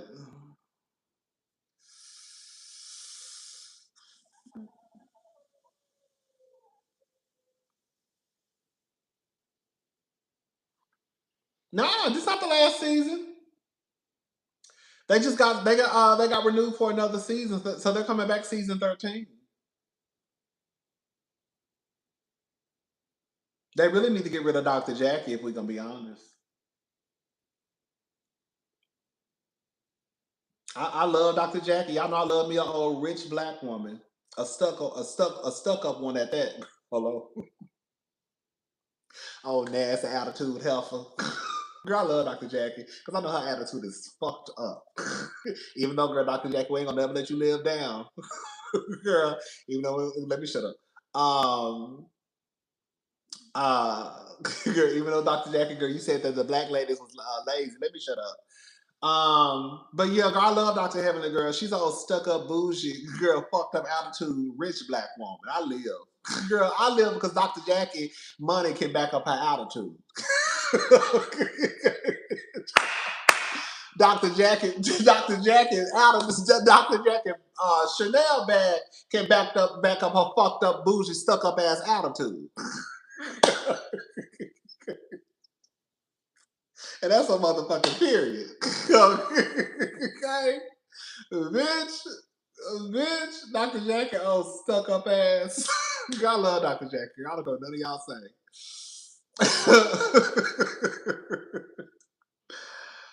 Oh, child. I love Dr. Jackie. Girl, she's so stuck up and bougie and judgmental. You know she is. Mm. Girl, you know she is. You know Dr. Jackie is so judgmental. You know that's why she just sit back and just judge the girls. Okay? Dr. Jackie just be sitting back judging them women. Ghetto ass bitch. You know that's what she be saying. You know that's what she be saying in her head. Look at the ghetto ass bitch. You know she can't stand Toya. Girl. She'll never say it, but Jackie can't stand Toya. Jackie can't say. I've been trying to tell y'all that for years, girl. Jackie don't even talk to Toya on camera. Bitch. If they green like the real ex-husbands of Atlanta, will you review it? I will. I heard about them doing something. I think Peter said something I saw on Twitter about, I think, him and Todd trying to get together to do a show. I would probably watch. I think it would be interesting. Peter is good TV. Todd can be okay. I think if they bring Apollo, I think the show could be interesting because Peter is definitely gonna give you TV. You know, Peter was the reason that Cynthia had a job for so long. You know, the girls like to revise history and act as if Cynthia was just this top-notch housewife. No, Peter was a top-notch housewife. Okay, be very clear. Peter was the one that made sure that Cynthia kept that motherfucking peach. Okay? Now, I will say, after Peter was gone, Cynthia still kept her peach, right? But Peter made sure, girl, Peter made sure to just get the ball rolling for Cynthia. She had to pick up the baton at one point. But, yeah, child. Okay. But yeah, I would tune in to see what I would tune in to see them because, like I said, Peter gives good TV. Todd, I think, can give decent TV. I just need for them to. How can I say this? I need for them to kind of be more relaxed. It's something about the men in Atlanta where and maybe it's a black man thing. I don't even think that's necessarily true. That's a lie because some of these niggas be messy and put on good TV. And it's something about the men in Atlanta where they never really could just get it together. You see what I'm saying? Like, you have the men on Bell Collective, not Bell Collective, Love and Marriage Huntsville. They can get in and get the shit started. The men on Married to Medicine, the Married to Medicine men have their own segment at the reunion. You see what I'm saying? The men on Real Housewives of New Jersey, they get the party started. I remember one time I watched an episode, I think half of the episode was about the men. I forgot what season it was. I think it's when they went to Nashville, I believe. I can't remember. I remember like half of the episode was about the men. Like, to me, like the Atlanta men, outside of Peter and Greg, they never really could like get like a good man, like a good male group, if that makes sense. It always felt like they just wanted, like, I don't know, I just feel like they never could get it together. Like, the men on Married to Medicine, baby, like I said, girl, they literally have their own set at the reunion. For some of you who don't watch Married to Medicine, you wouldn't know this, but the girls who watch know what I'm talking about. The Married to Medicine men have their own set or their own segment at the reunion, and they come out on stage. You see what I'm saying? So the men have their own segment at the reunion, and they still bring them out on stage. Like, the men on Married to Medicine are active. They try to act like they ain't messy, but them motherfuckers be active and messy. Be very clear. You know, they be trying to, Curtis be like, we don't really get into that. Yeah, the fuck y'all do. Yeah, the fuck y'all do. They ain't got y'all asses, best believe. Andy don't have y'all asses on that stage with y'all own goddamn segment at the reunion if they didn't think that y'all was gonna clock in. Y'all know what the fuck y'all be doing. They really are a part of the cast. But to me, like, the Atlanta men, they never could get it. I don't know what it is with the Atlanta men. I don't know. Like, even when they tried it, remember they tried to do it with Ralph, Aaron, and Todd, and it kind of fell flat. You could tell they were trying. I think they had Todd meet them. Todd, they all met up at a restaurant, like at a bar. I think it was OLG. I think it was OLG probably. I don't know. But remember they had to meet up at the bar, and it still kind of was like, I don't know. It wasn't. It's kind of like, this is not working. Because you got Aaron who really just there. You got Ralph who want to be like, hey, how you doing, brother? Then you got Todd. Like, it just didn't work. It just didn't work. Mm-hmm.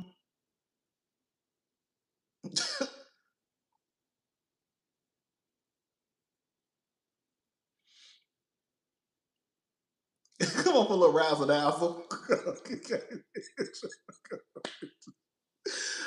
Come on, Matt and Walter, for a little razzle dazzle, okay? But yeah, I think that Todd and Apollo really, not Todd and Apollo, Todd and Peter could have something good. I do. Because like I said, Peter is good TV. Todd can really good. He'll laid back. But I think Todd can give like a little, good TV. I think that they might have to bring some new faces in, but I think they could really do something. I really do. I think they could do something. Even if they brought Apollo on. If they brought Apollo, Peter, and Todd, and then probably brought in some new men, I think it would be cute. I think it would be real cute. Aaron, I'm talking about Sonya's husband, the one who used to always be in Austin. And I told Sonya if she sent me some gas money, I would drive down to Austin to see what the fuck he was doing.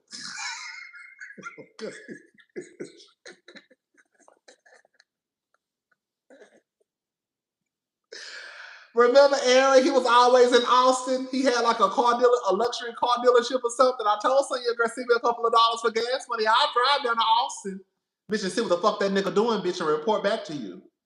Oh, I sit up, baby. I'll drive up, okay, and sit right outside that business with my phone like this and record and send you everything. Well, girl, he just walked in, girl. I don't care. He just walked in, sister. There you go.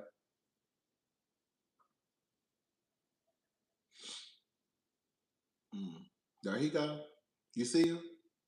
Girl, that would be me, girl. You know what? Honestly, I could see Dennis. I could see Dennis. Dennis could be on the show, believe it or not. But you know, Porsha got too much. You know, Porsha got control issues. You know, Dennis can't do nothing without Portia's permission. Dennis will be good on the show. Dennis gives good TV. Dennis, Peter, Todd, Apollo. That's a good start. Dennis will be. You know, I'm not no hater. Dennis can give good TV. That would be a good start. It would be, and they can just build from there. That would really be a cute. I mean, if they really actually can go through with it and it comes to fruition, I think it would be really, really cute. It really would be.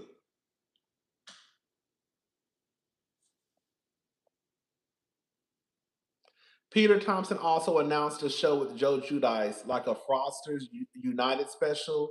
No, the name will be Shift. It's about redemption. Get your credit card numbers ready. Oh, baby, uh-uh. Mm.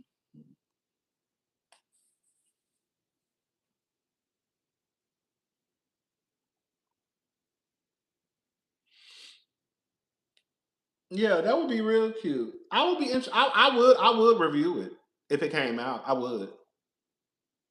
Oh no, Shamea husband, no. Shamea husband don't even want to film on. I really think Shamea need to stop making her husband film. I do. Girl, your husband, girl, Shamea, stop making your husband film, girl. You gon' you gonna fuck around and lose your husband, and it's gonna be, and then Porsha gonna be there swooping him up because you know she will.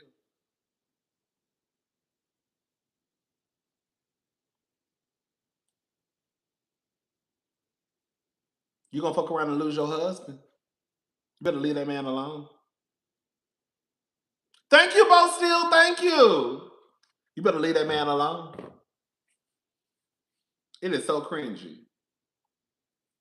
Cordell with his big old booty self. Cordell know he thick, baby. Thicker than a snicker, baby. I know that's right. Hmm.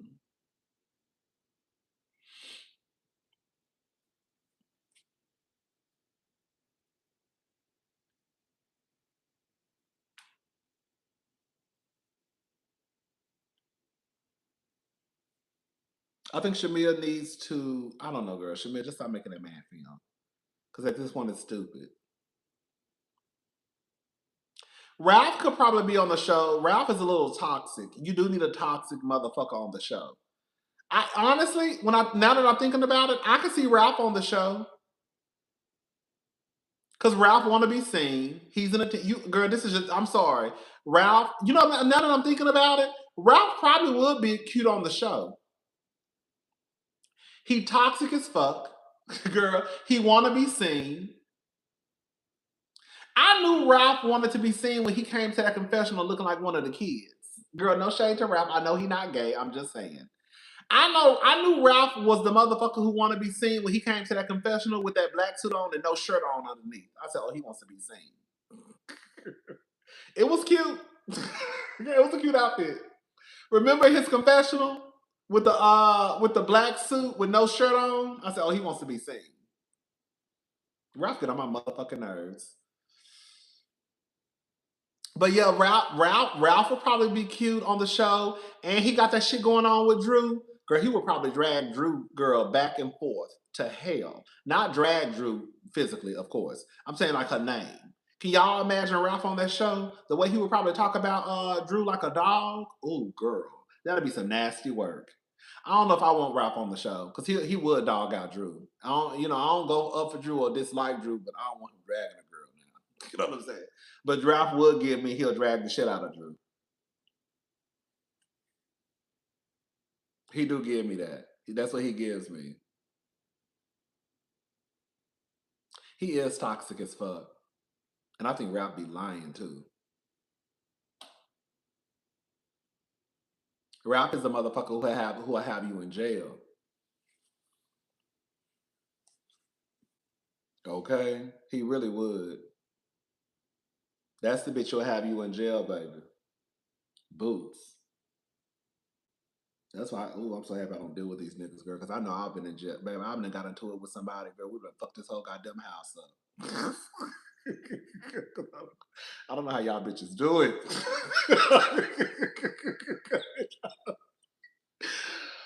Oh, I don't know how y'all bitches do it, baby. Because baby, the way I don't know how y'all be with this girl. Because my nerves is too bad, girl. Because I'm fighting.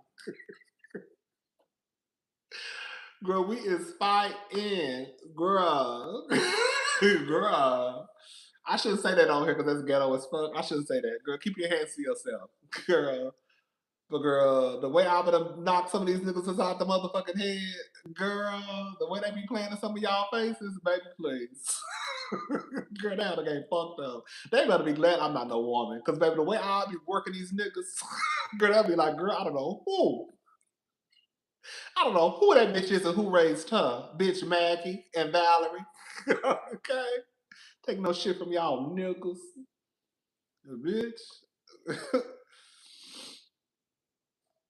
But yeah, anyways, I think it'll be a cute idea. It'll be a cute. I think it's a cute idea. I really do. Yeah. And girl, you know, I don't know what's going on with Wendy, honey. You know, I think her court date is coming up, child.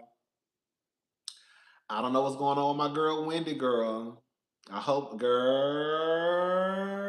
I don't know what's going on with my girl Wendy. I hope her court date. Girl. I don't know, child. I guess we'll find out if she's going to jail or not. That's still my mama. That's still my mama. I'm gonna stick beside her. Um, that's my sister. That's my sister, but I'm gonna stick beside her. Thank you, girl. I'm trying. I told you I'm trying to be skinny by 2027. That's the goal. I'm about to go to the gym as soon as I get off here, girl. Hmm. Girl, go get on the. I think I'm gonna try the stairmaster tonight, girl. I haven't did the stairmaster. I think I'm gonna start tonight. I think I'm gonna try it for like. I think I'm gonna try to do it for like 10 minutes. Ooh. I said that's what I got in my mind. I'm gonna try. I'm gonna try it. Girl, I got on that thing and got off after a minute. Girl, this is for the girl. This is for the birds. Um, but yeah, so I'm gonna try to do it for about 10 minutes, and then I'm gonna be done. I'm gonna try. Ooh, girl, I'm gonna try. I've never done it before. I think I did it one time, like years ago. You know, I'm not stairmaster fit, but I'm gonna try it. I'm gonna try it tonight. I heard that if you could do like I think you should do like 8 or 10 minutes. I believe. I'm gonna try it though. I'm gonna try it. Ugh. Ugh. Ugh. Girl. Ugh. 30 minutes? Oh girl. Oh girl. We're gonna do 10. I'm not I'm gonna start out with 10. Okay. I'm gonna start out with 10 and then I'm gonna be done. Girl, I'm gonna start out with 10. Hopefully we can get to 30 minutes in about 2 months, but tonight we're gonna start out with like 10. And then that's it. Cause you know what I'm saying? Okay, we ain't doing no 30. We're gonna that's a lot. I'm gonna try to do between 8 and 10. I'm gonna try to do between 8 and 10. That's what it is. I'm gonna try to do between 8 and 10. Girl, I think okay, I'm gonna try to do between five. You not gonna go down, bitch. I'm gonna try to do 5 and 10. I'm gonna try to do between 5 and 10. That's what I'm gonna try to do. I know I'm not doing no more than 10. That ain't gonna that's not cutting it. This like I said, girl, I don't even this girl. I think the last time I did the Stairmaster was girl in 2012. I do not fool with that Stairmaster machine, girl. Okay, but I said I'm gonna start doing it though. I said I'm gonna start doing it, but I'm gonna start tonight, and we gonna shoot since it's my first time. We gonna shoot for 5 to 10 minutes.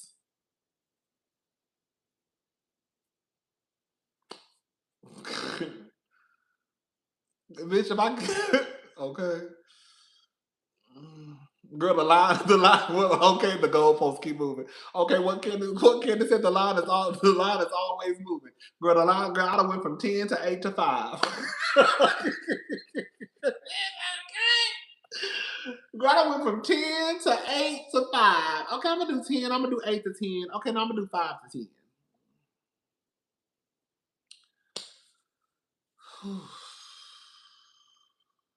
Girl, I ain't trying to kill myself now. Okay. We ain't trying to kill. I ain't trying to kill myself. Girl, would be sweating boots. Girl would be sweating boots. Y'all already know I'm hot. I already sweat a lot, anyways. I already be sweating like hella bad when I'm on the treadmill. So y'all know, girl, 10 minutes, girl, I'm probably gonna be drenched in sweat. Okay, girl, the whole front of my shirt just be soaking wet, girl. Ooh.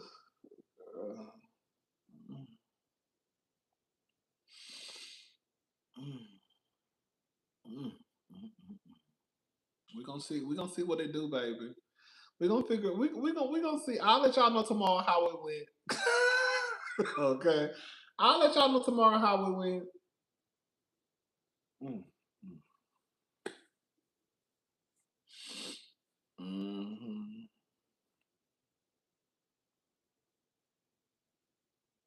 Girl, so y'all can see me pass out. So y'all can hear me on the. So y'all can hear me on that motherfucker talking about.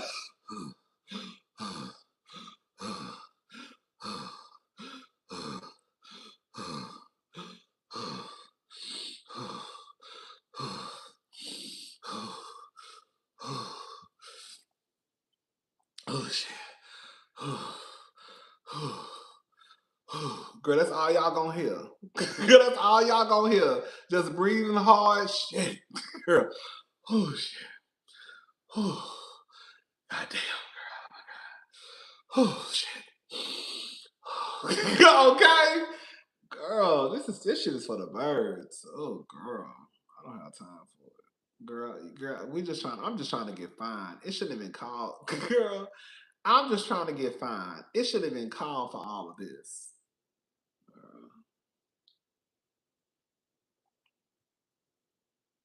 It shouldn't even call for all of this. You know what I'm saying?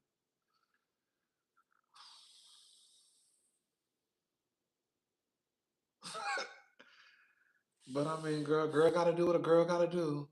You just girl, some girls we you got in order to be fine, girl, you gotta pay the cost to be the boss. Okay? Girl, you gotta put in the work. You know what I'm saying? No pain, no gain. If you want to be fine, girl. If I want to be one of the boys walking on Instagram with G strings and thongs on and boy shorts and flat stomachs and big ass and big thighs, the girl, I'm gonna have to put in the work. That's the goal. The goal is to be one of the Instagram boys. They got the flat stomach and the big thighs and the big ass and the muscles and all that stuff. That's the goal.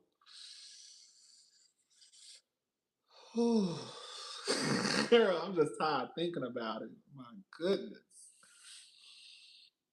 Ugh. What's up, Tima? What's up, baby? You gotta pay the cost to be the boss, baby. Okay. Brazil fish 27, baby. Okay. Baby, I'm just trying to be fine. I'm just trying to be fine and healthy. Okay. Don't forget the healthy part. That be our problem. The only thing we worried about is being fine. No, we want to be fine. No, we want to be healthy and fine. Okay, we want to be healthy and fine.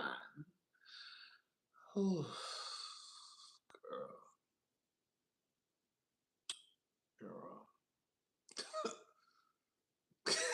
girl.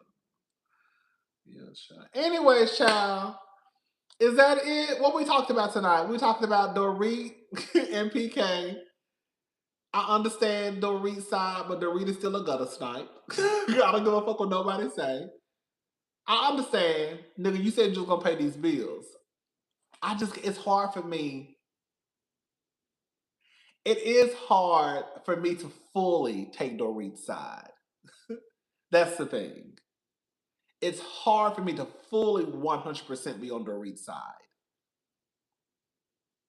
Because Dorit gives me gutter snipe. Dorit gives me gutter snipe. Girl, Dorit gives me gutter snipe boots. Okay? Dorit gives me gutter snipe boots, bitch. Okay? Dorit is ghetto.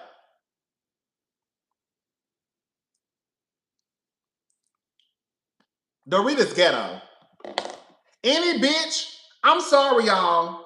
Any bitch who walk around here and spend that much money at the mall on clothes and you ain't paid your mortgage or even tried to just get the fuck up out that house, that's another thing too. Now y'all about to get me started dragging Dorit ass again. That's another thing too. Girl, fuck that mortgage, bitch. As soon as PK said, but girl, it's a house in her name. Is that what it is? Is the house in Dorit's name? I don't know. I don't watch. But I don't watch Beverly Hills. Dorit, if you don't get your ass out there, girl. That's another thing too. It ain't even. It ain't even the fact that Dorit. Honestly, y'all, I got a little bit of time because I just got. I just want to be at the gym by like 11 o'clock. If I can be at the gym not too far from here.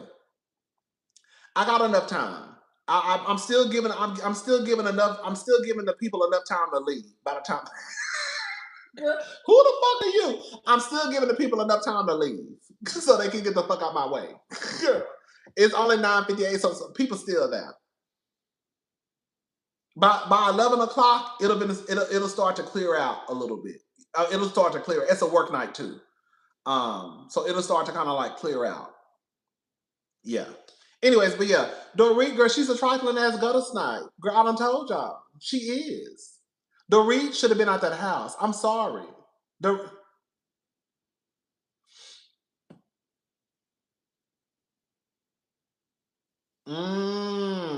Did anyone see K Michelle's tweet yesterday? She basically said that Porsha is upset with her because she thought she picked a side, which isn't hers. But in reality, K stayed neutral. Girl, I think I saw something like that. I'm telling, like it's so it. Oh, all the debt is in her name. That's a damn shame. That's why her ass can't move. Okay. That's why she sit in that motherfucking house and she want PK to pay the bills because bitch, all the bills in her name.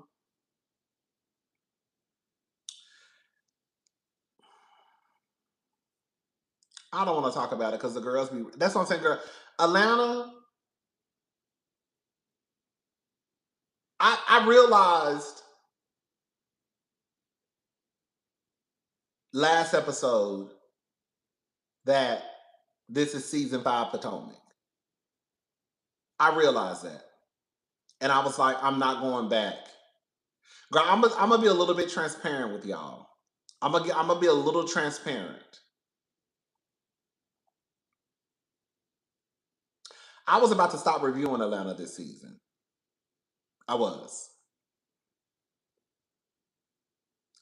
That was one of the reasons why I was late with the review on Tuesday because I was going to do the review on Monday, but I was like, you know what? Do I really want to review this season? I thought about it. I thought about it for a minute. I did because I was like, girl, I am not about to do season 5 of Potomac. It is not that deep, girl. I just hop in the start, girl. I just go back and watch Rhode Island, and I just go back and watch Bell Collective, and I can make my money just reviewing them too.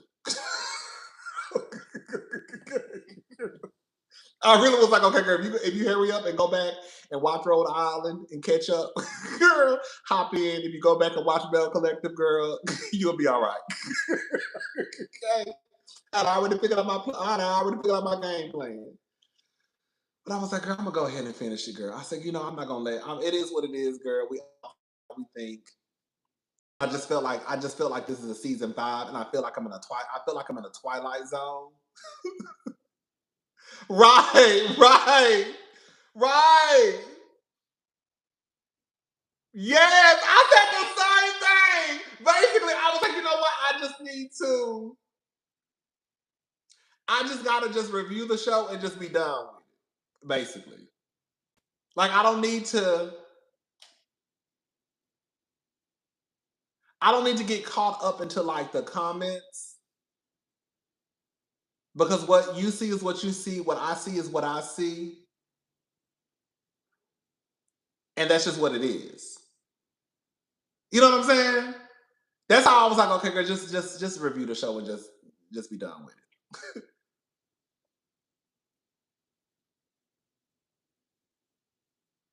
Like it's weird. Like when I see people say, I don't know. I just think it's weird. That's what I'm saying. Like I really do feel like this is season 5 for Tony. I really feel that way. And I was just like, girl, I'm not about to, girl, I am not about to like go through season 5 because season 5, girl, had me stressed. When I tell you I've never been that stressed out, and I was like, it shouldn't even be this deep. Because girl, what I do is fun. You know what I'm saying? Like my channel is fun. I mean, sometimes we holler and scream, and sometimes we gotta talk about certain stuff, but for the most part, my channel is like light. You know what I'm saying? It's like, girl, I don't feel like doing all of that because it's not that deep. Because the truth of the matter is, I don't know none of them bitches. Okay, girl. And girl, and the truth of the matter is, girl, my fave ain't on the show. Can't you go?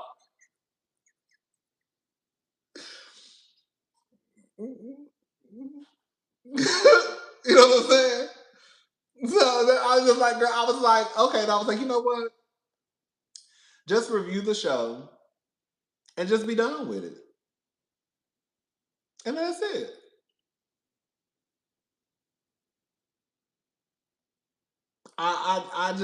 It's just I don't know, it's weird.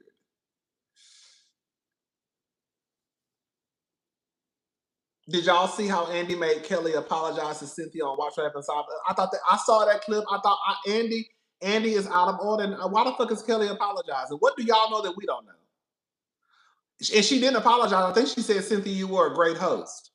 Or something like that. I don't think she even apologized. Did she apologize? I saw the clip, I just don't remember the full clip. I don't know. It's just strange to me. RHOA season 17 is very, very strange. Like, I really don't understand the hate. And this is coming, and you know what the gag is, y'all? This is coming from someone who called out, this is no shade. This is coming from someone who called out some of my cousins on my page and also other people about Shamea. It is weird to me. I think it's one thing for you to not like Shamea because you don't like Shamea. You know what I'm saying? Like, not to speak for her, like the diva. I don't think the diva too much care for Shamea. But I don't think the diva is hopping on a bandwagon, if that makes sense. Does that make sense what I'm saying? Girl. I don't think she likes Shamea. I don't want to speak for you, divas. Correct me if I'm wrong in the comment section. I don't think she likes Shamea, but I don't think she she not hopping on the she don't. She don't. Okay. Good. So the diva don't like Shamea, but I don't think the diva is hopping on a bandwagon to not like Shamea. She ain't been care for Shamea probably. You see what I'm saying? I feel like a lot of people are hopping on this bandwagon to hate Shamea. It is weird to me. And I'm the one who actually came to here and said, girl, like last year when people started going up for Shamea, what did I say last year, y'all? And this is after I said Shamea is the HBIC. They're painting her to be the head bitch in charge. She's in the middle of the goddamn photo. She introduced the girls. She's the nucleus. She's the one who I know this person, this person, this person, this person, this person. They were literally painting Shamea as the new face of Atlanta. It flopped. But they were painting her as a new face of it. And I was like, girl, and everybody was loving Shamea. And I was like, girl, when did y'all start going over Shamea? I literally came down here and said, when did y'all start going up for Shamea? I'm so confused. I don't have no issues with Shamea, but the way y'all want Shamea, the way y'all are saying that Shamea is the face, it's one thing to see that that's what they were trying to do. Were they trying to make Shamea the face of the franchise? Yes, they were. But am I going to say that Shamea is the face and she needs to be the face? No, y'all like Shamea because y'all found out Shamea was married to that rich African. Okay? So I was like, when did y'all start going up for Shamea? Because y'all acting like, remember I said y'all acting like y'all don't know who Shamea is. Y'all know, y'all know who Shamea is. Now we might not know her in her totality, right? As far as like a mother, a wife, but as far you know her personality you know enough of her personality. So why did y'all just start going up for Shamea like that? It was weird to me. I said the same thing about Drew. When the fuck y'all start liking Drew like that? Cause y'all just couldn't y'all just didn't y'all couldn't stand Drew the other day. Now all of a sudden, girl, Drew is the best thing since girl seasoning. But yeah, it is what it is. The show, I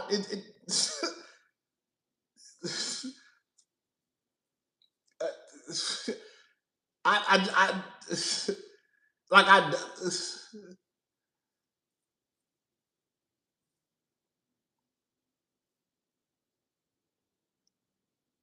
you're like I don't know, like I don't know. It's like it's just weird to me. It really is. It's like it's very strange to me. Even when I read some of my comments, which I don't take down, I shouldn't say this. I'm gonna go ahead and say it. Oh, I'm gonna say something, y'all. I'm gonna go ahead and say it. I've gotten to the point I'm not really going to engage in the comment section, even in my videos, with RHOA. I'm just gonna read the comment, like the comment, and go on. I'm just not doing it. I'm not doing it. Whatever you think is what you think. What I think is what I think. I'm not going back and forth in no comment section with nobody. I will read your comment. I will like your comment, and I'm gonna move on. I'm not doing it. I'm not. So when y'all just start seeing hearts and no replies, I'm not doing this one. I'm not doing it with RHOA season 17. So that's where I'm at with it with Atlanta.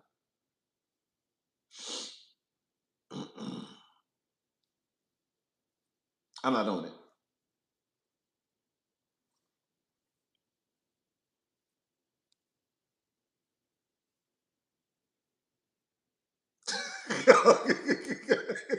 That's what I said. I'm gonna let y'all. Okay, I'm gonna let y'all argue in the comment section, but I'm not. Girl, I'm not about to be arguing with my subscribers in the comment section. I'm not gonna do it. I'm not doing it. I'm not doing it. I'm not doing it. I'm not arguing with them, my cousins in the comment section over no RHOA, girl. I'm gonna let y'all argue with each other. Y'all can cuss each other out, but girl, I'm not about to be doing that because, especially over some shit I know I saw. Okay? Especially over some shit I know I saw.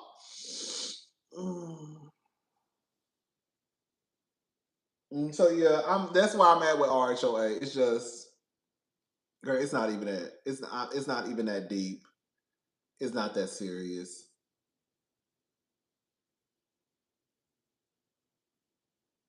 Yeah, it is what it is.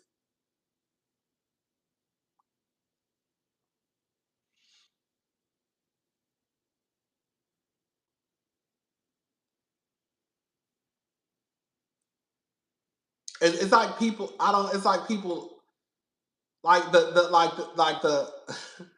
It's like when I see people talk about, oh, the house is in teams, or the house is divided, or the house.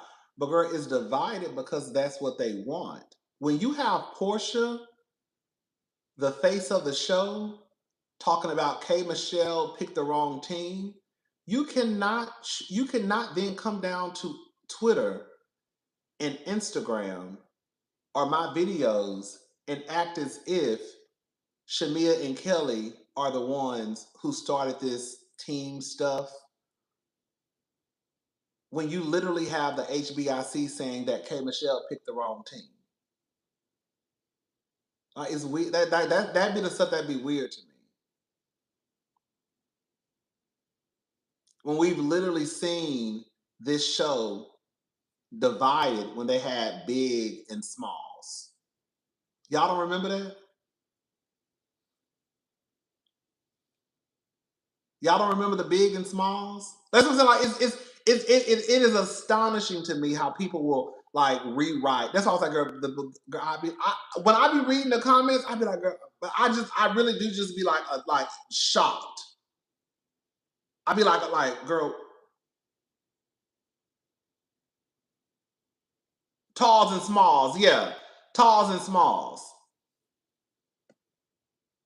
And I'd be like, girl, where is this? Like, how is this? And that's why I'd be like, girl, what is going on? Because, girl, one, they've been divided. Girl, why are y'all acting like this is new? And then the fact of the matter is, oh, girl, I don't even want to talk about it. Cynthia played a part in the division of the house. And then even when Porsha says, yeah, the house does appear to be divided. Well, Cynthia also played a part in that. That's like I just feel like accountability should go around.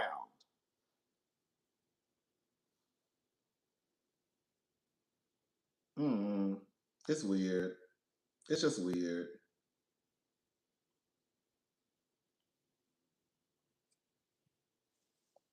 Mm-hmm.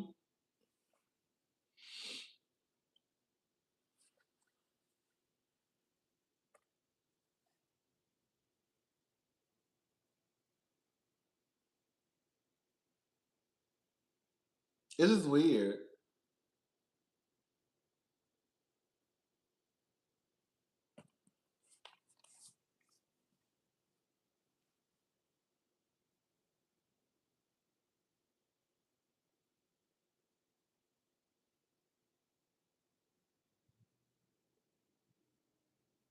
Like somebody was telling me,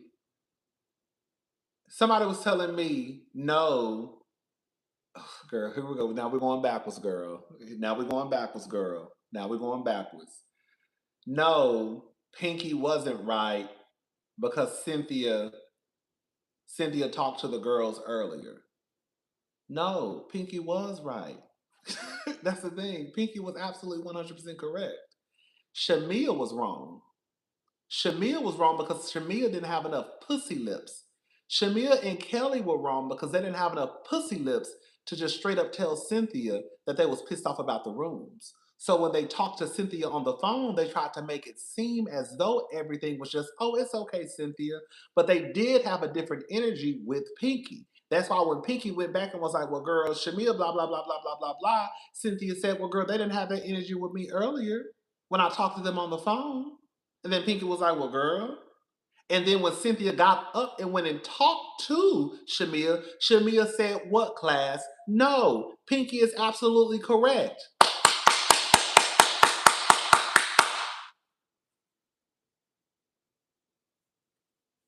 Shamea is the one who should have told Cynthia from the get-go, bitch, this room is a mess. You need to get your shit clean.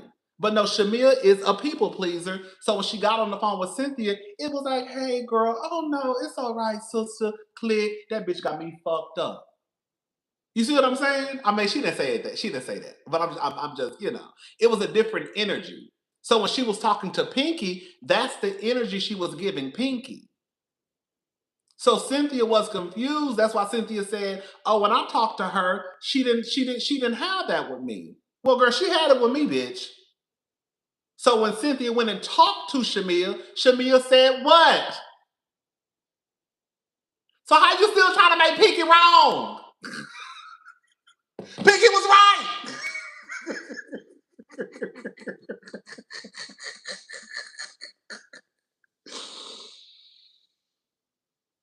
Shamea was wrong because Shamea should have told Cynthia that on the phone.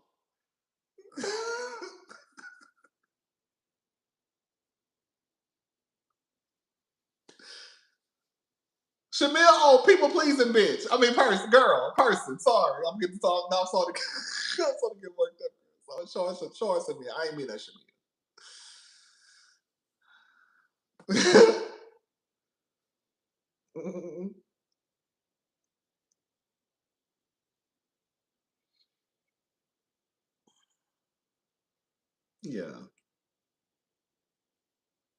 So that's why I was like, I was just like, girl, I'm not, girl.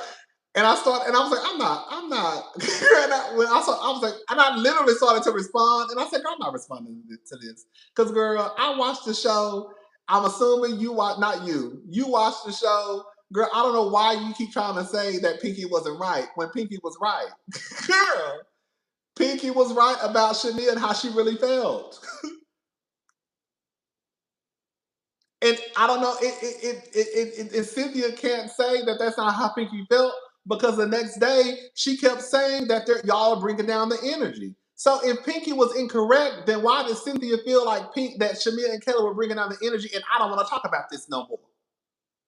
Clearly, hello, clearly, girl, the energy that she gave to Pinky was correct. Because now Cynthia is pissed off, because now you really know how Shamea and Kelly feel about that goddamn room. And now it's, oh, you just keep talking about it. So was Pinky really wrong about how Shamea and Kelly felt? No, she was right. Yeah, I don't know. I don't know, girl. I don't know, girl. I guess, girl. It'd be stuff like that. And like I said, when I saw the comment, I was like, I started to respond. I was like, I'm not responding to that's all, I'm not responding. I'm done. I'm done. I'm done. I'm not responding to I'm not responding. I'm just gonna read the comment, like it, and go about my bit. I'm not about to be going back and forth about no fucking Pinky and Cynthia and Shamea and Porsha all season about the shit that they said or didn't say in the comment section. I just can't do it. I just can't do it.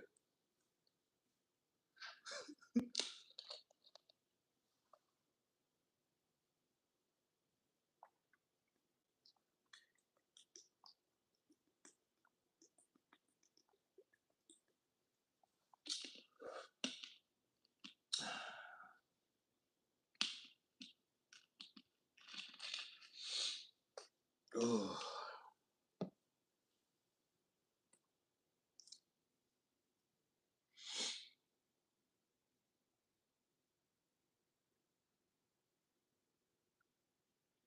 Yes, thank you, Travis. That's what I said in my review. The people like no one is going to get me to believe that Cynthia did not divide the house or become problematic when she literally assigned the girls. The people don't want to admit it because it's Shamea, Kelly, and Pinky. But the fact of the matter is, Cynthia was talking out of both sides of her fucking face. Right after she assigned the rooms, her following words were, she don't want to, well, okay, not her following words, I'm paraphrasing. I don't want to be involved in the mess, so y'all can pick your own rooms out. Well, if that's the case, you should have just did that from the get-go.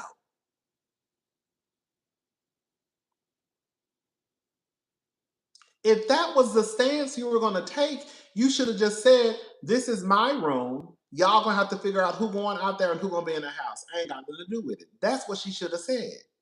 But you want to assign rooms, and then it just so happens that Shamea and Kelly get the room that's the dirtiest, and then y'all want to be surprised that it's a problem.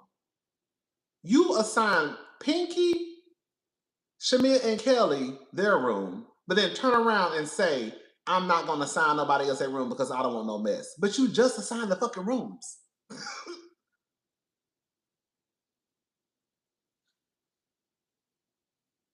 Girl, are we not? You literally just assigned the rooms.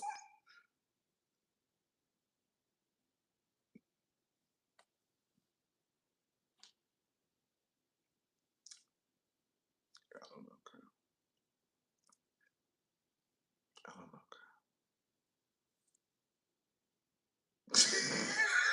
girl. Girl, I don't.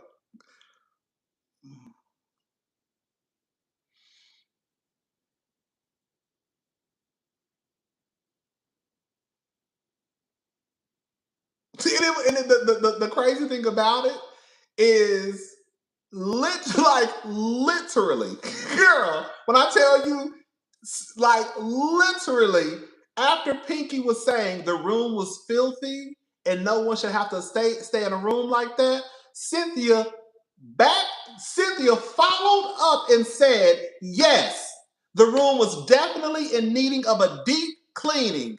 That's what Cynthia said.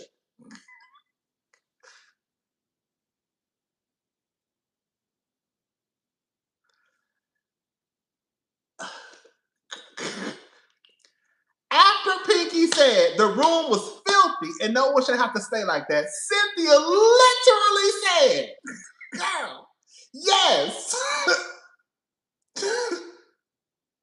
The room was definitely in needing of a deep cleaning. Do y'all know what the fuck a deep cleaning is? Do y'all know what a deep cleaning is? That's what Cynthia said about the space. So what are we? When I say like, you're like, what is the debate? What is the argument? Because Cynthia said the room was needed a deep cleaning. So wow.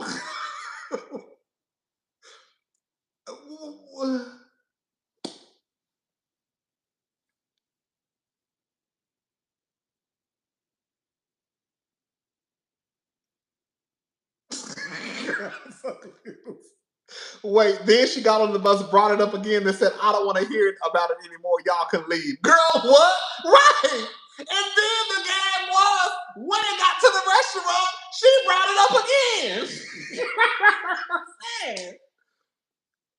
Then brought it up at the then she brought it up at the restaurant.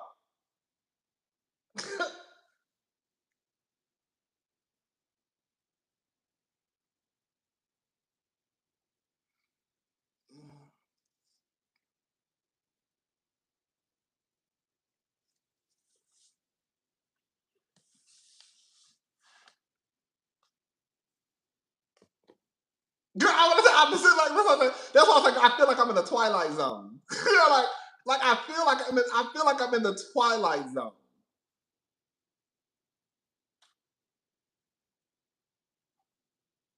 I feel like I'm in the Twilight Zone.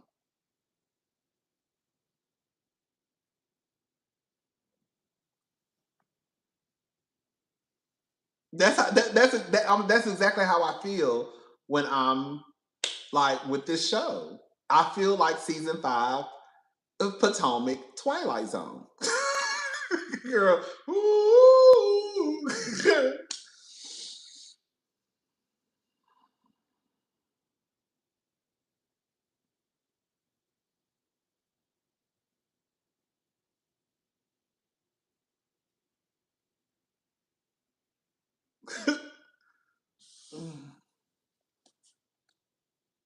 It's like it's so crazy because the same people that are dragging Shamea and Kelly, or even I don't know, they are the same ones who was just dragging Angel for her hosting skills last year in Potomac.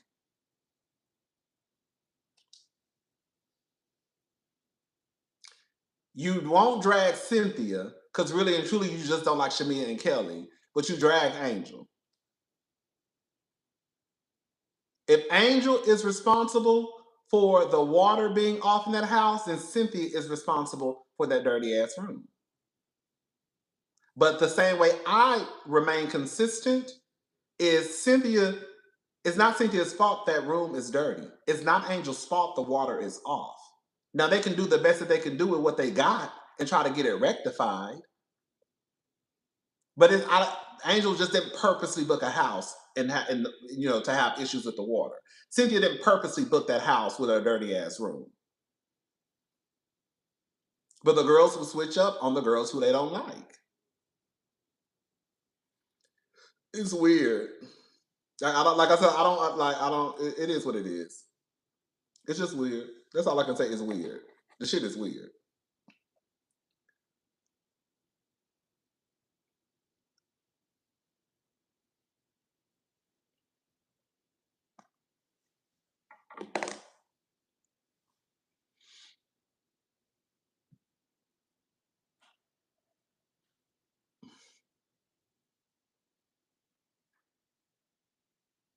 Trying to have a pecking order in a room full of strong-willed women is crazy. This is not a sorority. I really feel like I've literally seen people on Twitter say that Pinky is coming in like she's been there.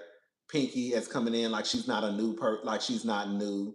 Like people do believe that Pinky shouldn't be as vocal because she's a new person. I think that's absolutely weird as fuck.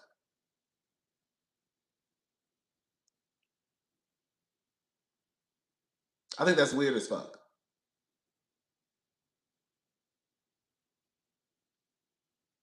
This is not corporate America. Okay? Gotta be very clear. This is not corporate America. This is not a 9 to 5 job downtown. This is not one of those scenarios where you come into a new work environment and you are supposed to kind of just check it out and not do too much, just try to learn the ropes. Girl, it's weird because on one breath I see people say that K Michelle ain't doing shit and ain't talking, and then on the next breath, Pinky talking too motherfucking much. Girl, then it's like I don't know, like, and K Michelle literally has been talking the entire time she's been on the show.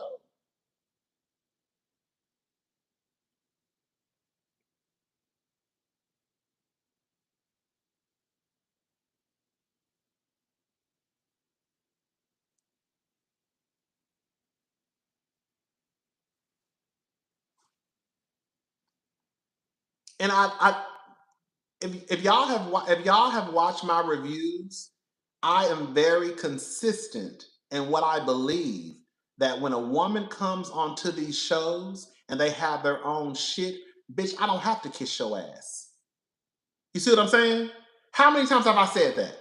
How many times have I said whether it was Beverly Hills, whether it was Atlanta, Potomac? One of the things I did not like about NECA was NECA is supposed to be this rich woman who's a lawyer and her daddy got money, her husband got money, and she came in kissing ass. I don't have to kiss your ass. Bitch, I am the HBIC. The girls want it to be a hierarchy on these housewife shows. And ain't no way, I don't know what Pinky got and what she don't got. But ain't no way unless you just an insecure, low self-esteem having person. Ain't no way a bitch who says she got $100 million brand gonna come in kissing nobody ass. That don't even make no goddamn sense. Nobody who has $100 million brand the way Pinky says she got, I don't know, gonna come in kissing ass. They want Kay to act like Pinky so they can say, "See, I told you she would declass the show." Meanwhile, Porsha is sitting right there. That's why I really think that's what it is. They want K Michelle to be a gutter snot like Porsha, so that then they can say, "See, I told y'all she was gonna mess the show up." But K Michelle not really giving none of that, so they really can't say. It's just I just don't like her. Oh, I'm going to the gym. Oh, baby, I'm definitely going to the gym.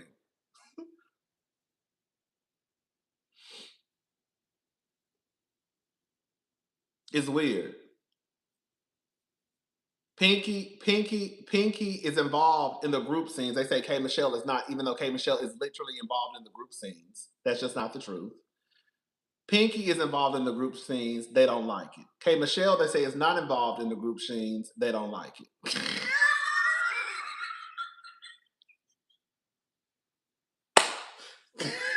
It's weird.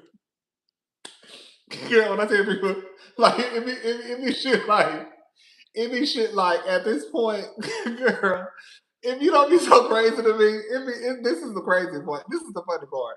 We've been watching Housewives for, girl, I don't know how long.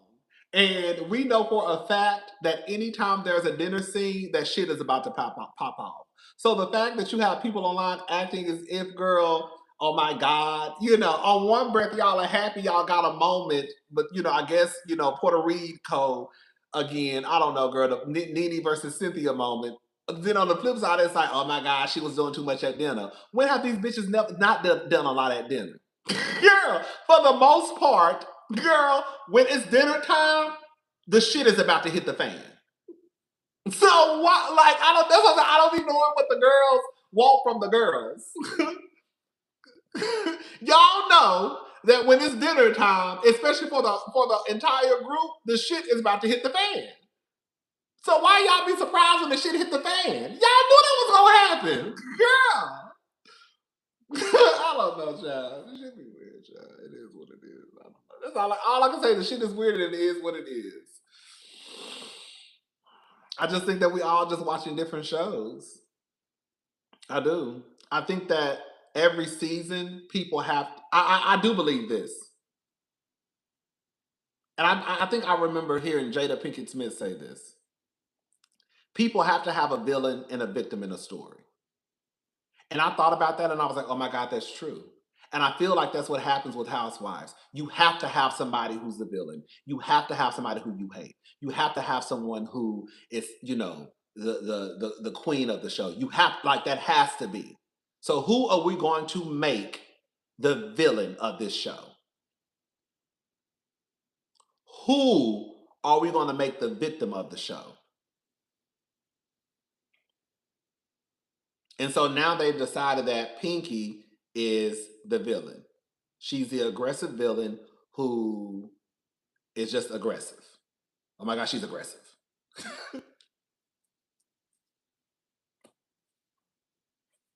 That's what the people have decided.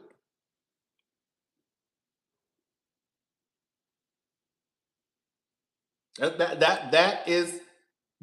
the consensus with the viewers that not Shamea, Pinky is the aggressive villain.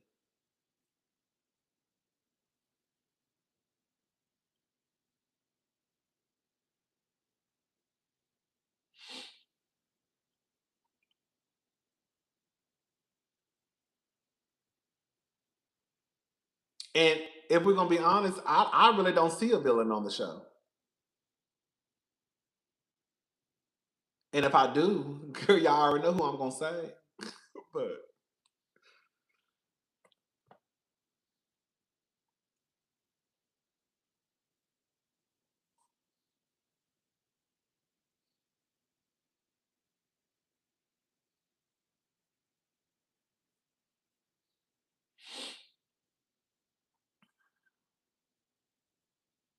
the Kelly hate is weird. The Shamil hate is weird. The Kelly hate is weird. The Pinky hate is weird. The K Michelle hate is weird. It's very weird to me. It's very weird. It's very weird to me. Oh shit to me. I I guess, girl. But I guess that's the beauty of the show, right? I guess we all see stuff for it, you know. And like I said last night, I'm not going to girl, okay. I'm not giving Atlanta anything when it comes to what their definition of aggressiveness is. Because as much as y'all get y'all asses down, not y'all, but y'all, shout out to the diva. As much as y'all get y'all asses down to my comment section and to Twitter and to IG, and even I've said this to myself, that girl, in order to be on Atlanta, you have to be one of the girls who not very sensitive and can hang with them. That is literally what people say about Atlanta.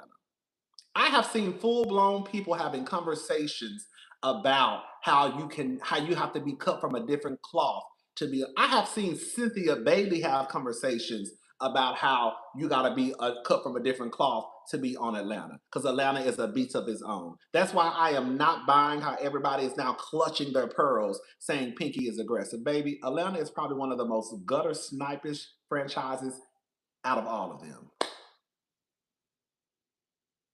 Do have y'all not seen the shit that be going down in Atlanta? And now y'all clutching y'all pearls because a bitch say, girl, so how did you choose the room assignments? Was it based off of who you like? Was it based off of who or your favorites? What was your thought process? Oh my gosh, she's being aggressive. Oh my gosh, she's being aggressive. She asked her how did she's acting like she's at work. She act like she's talking to some of her employees. What is your thought process?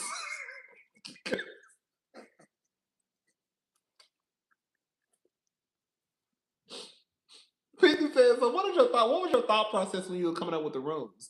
Was it based off of who you like? Was it based off of favorability? Like how did you come to that? Oh my God, she's being aggressive. Bitch, girl, y'all don't even think that. Because the fact of the matter is, I'm gonna go ahead and say it. Well, I'm gonna go ahead and say it. The white girls, girl, their definition of aggressiveness might be different than the girls on Atlanta.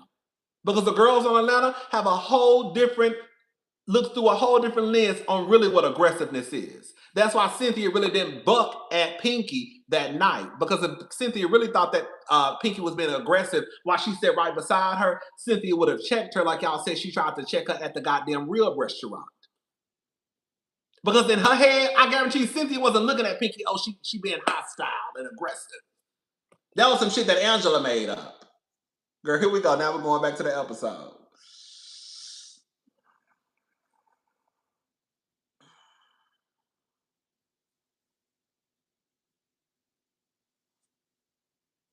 Girl, girl, that's what I'm saying. Girl, y'all, that everybody, oh my God.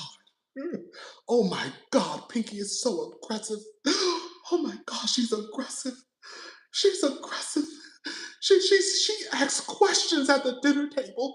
She asked her, what was your thought process? She asked her 2 questions. She asked her 3 questions at the table. She's so aggressive.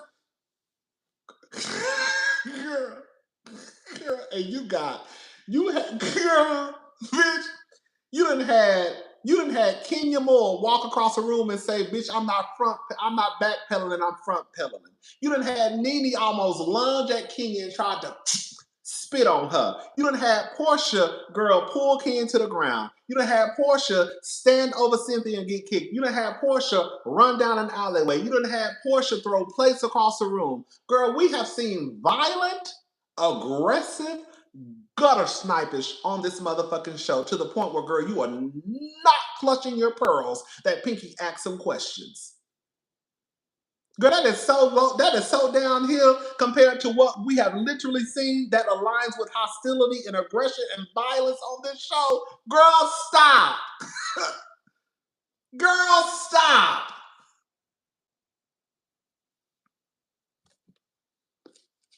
Girl, stop. That's all I'm saying. Y'all not being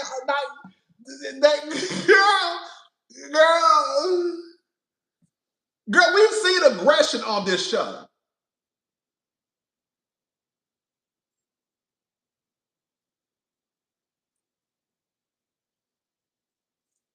Literally, Pinky sat at that table and asked questions, and the girl said that she was being, and Angela said you're being, and that's how you know Angela's full of shit, because she was like, well, you're being hostile to us. I mean, not to us, to her. Because you really and truly ain't got shit to do with it. And really and truly, Cynthia, being the oldest one out of everybody who's been on this show since season 3, y'all really think that Cynthia would have sat there and let Pinky be hostile to her face and her not check her in that moment? Come on now, let's talk about it. If we're gonna be honest, we're gonna be honest. Y'all really think that Cynthia Bailey, who's been on this show since season 3, would have sat there and let Pinky be hostile towards her and her not say anything? But you had Sheree and Nene damn near chasing Kim Zolciak down a goddamn Peachtree Street in Midtown Atlanta, trying to tug, baby, not trying to, literally tug on Kim's wig. We've seen Sheree chase Nene out of a motherfucking restaurant. Bitch, you better get to running, ho. Bitch, we've seen, girl, we have seen aggression. Okay? We have seen hostility. We have seen violence. Pinky asking questions is at the bottom of the motherfucking totem pole. Girl, ain't nobody worried about that because we know how y'all get down over here. We done seen Sheree almost get into a fight with a punk down to the goddamn woo. We done seen Candy. You should come, my man. What? I'll whoop I'll whoop candy ass up in here. Girl. Y'all have seen aggression and hostility and violence on this show to a level that Pinky asking questions does not move the needle.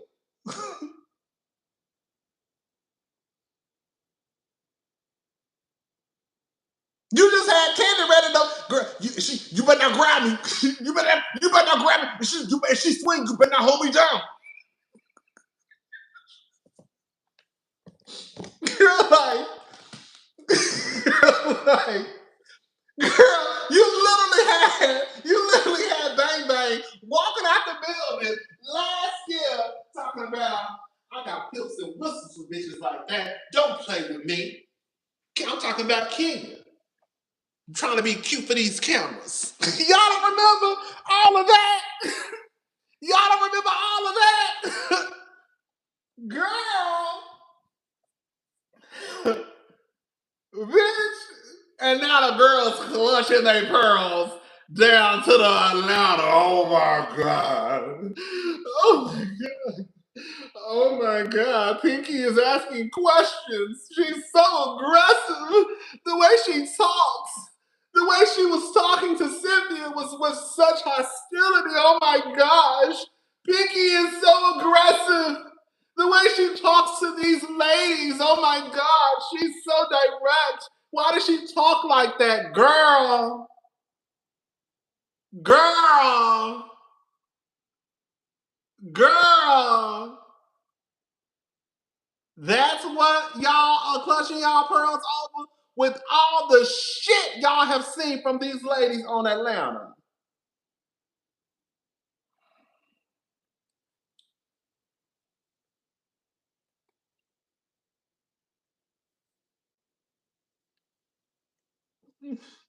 Pinky is so aggressive. She's so aggressive. The way she was asking Cynthia questions about the room, she just came in hot. She was asking questions that had nothing to do with her. Even though Porsha started the conversation, even though Porsha was asking questions about bitches who she don't even fucking like. Let's start there. Girl, you know, I'm one of the girls who like to start at A. I don't like to start, you know what I'm saying? I don't like to start at P. I want to start at A. Girl. Let's start at who even brought up bitches who they don't even talk to. So how are the girls? Did you talk to the girls? How are the girls doing over there? Girl, Angela, what Pinky should have said was, why the fuck you care? You don't even like Shamea and Kelly. That's what she should have said. So then she could really show y'all aggressiveness and hostility. Why the fuck you even care? Because you don't even talk to Shamea or Kelly. So why you give a fuck what they doing or how they doing? You not the host. Your room is clean. Worry about yourself. That's what she should have said. That's what she should have said. That's what she should have said to Porsha. Why you even give a fuck? Because you don't even like them. You're not even talking to them. So why are you asking about them?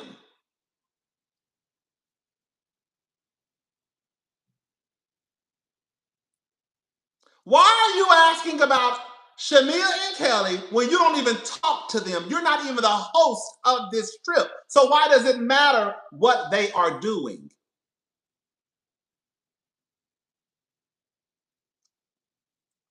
But if Pinky would have said that, the girls would have had a problem. If Pinky would have told Shamea exactly, told Porsha what I said, girl, they would have had a problem.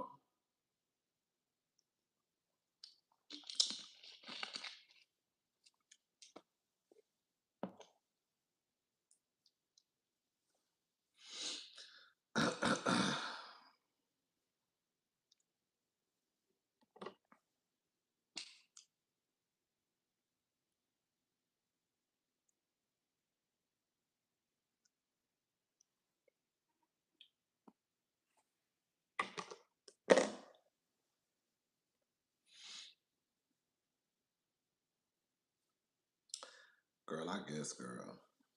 Let me drink my hold up, y'all.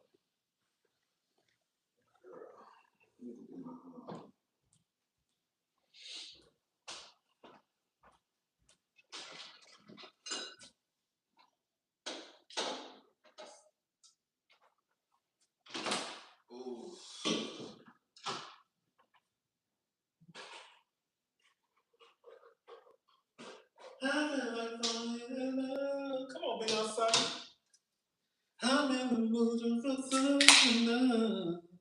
Yes. We gonna fuck up the line. Oh.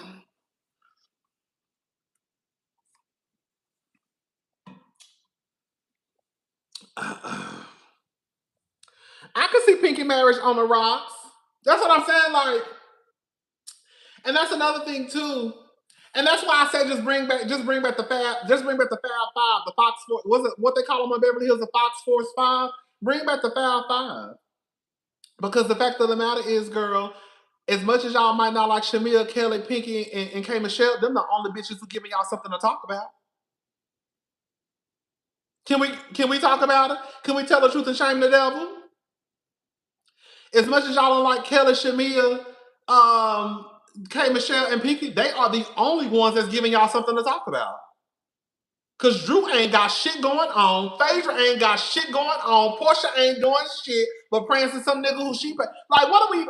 That's why I said just get them off the show. Get them off the show and let Phaedra work, let Porsha work, let Cynthia work, let Drew work, and let Angela work, and just call it a day. The fact of the matter is, the new girls are the girls who are carrying the season.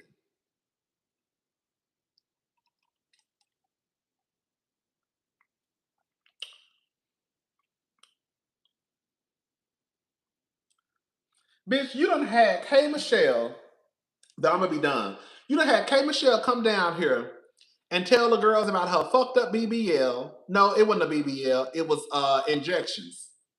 Them fucked up illegal injections.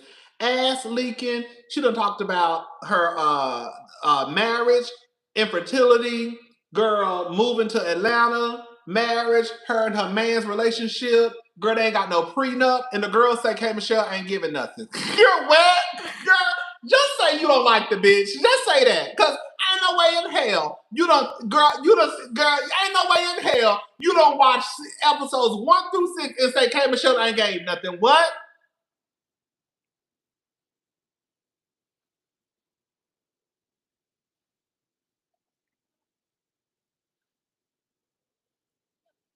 Huh?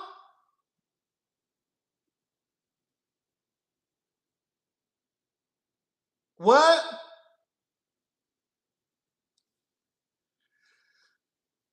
So you done found out K Michelle got married 2 weeks before. You met her husband. They moved into a home. She's talked about her surgeries.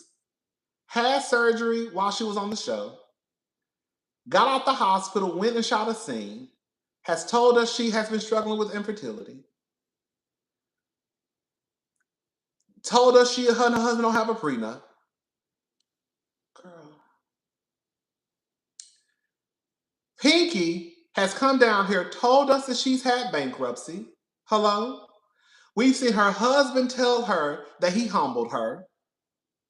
I've heard Pinky say out of her own mouth that her and her husband almost got a divorce a year after they got married. She also said that her father was sentenced to 30 years in prison. And then the girls say Pinky ain't giving nothing. Girl, that's why I'm like, girl, that's why I say I don't know what we watching. Girl.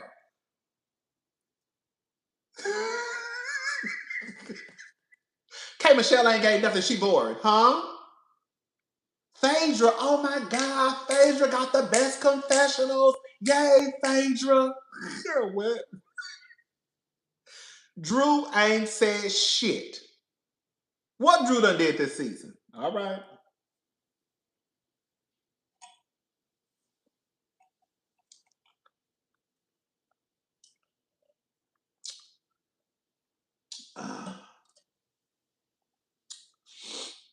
And oh, thank you. And Pinky also got Maury Povich on the motherfucking show. Okay? And then the girls say, K Michelle don't be talking. What do you mean K Michelle don't be talking? We done seen K Michelle. We have seen K Michelle come on the show, film with Porsha, get to Porsha's house, sit there and kiki and laugh with Charles, What do you mean, Porsha? What do you mean, K. Michelle not talking? K. Michelle even talking to the husbands, girl. We have seen K. Michelle leave the hospital, go shoot a group scene. We've seen K. Michelle just this last episode in the car, dancing with the girls, talking to Phaedra, her engaging in the group. Girl, like, what is we talking about?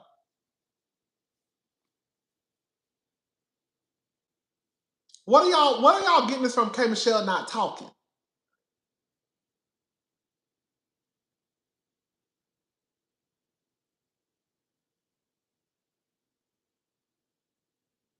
Like, honestly, like, what are y'all talking about when y'all say K. Michelle is not talking?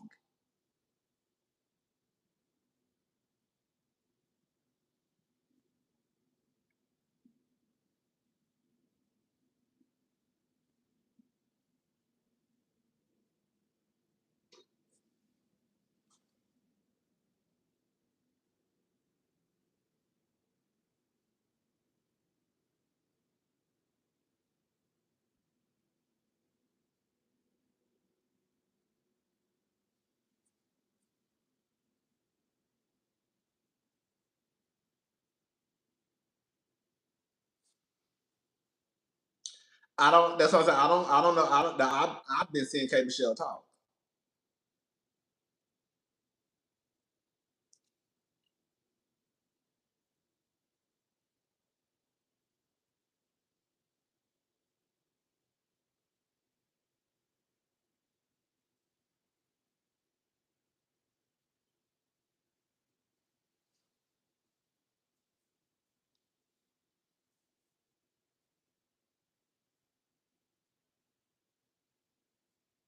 Yes. That's what, I don't know, girl. I don't know, girl. It's weird.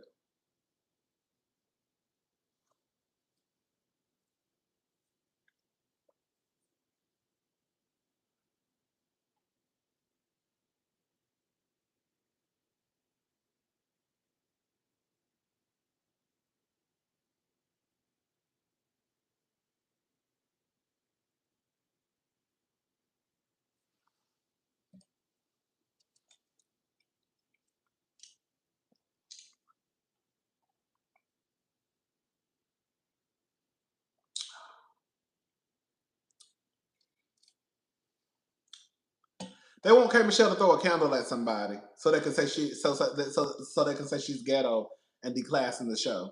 I'm telling you, that's what it is. And I'm gonna stand on this. Let me say something. I have made my jokes, and I'm gonna continue to make my jokes about. And this is before even K. Michelle even got on the show. I was already saying that they were giving a love and hip hop Atlanta tea. Um, and then when I found out that K. Michelle was literally joining the show, I was like, girl, they really bringing somebody from Love and Hip Hop on the show. I'm gonna go ahead and say it. This ain't got nothing to do with disliking Porsha. It ain't no way in fuck shit hell you think that K. Michelle can't be on Real Housewives of Atlanta, but Porsha Williams can. It ain't no fucking way.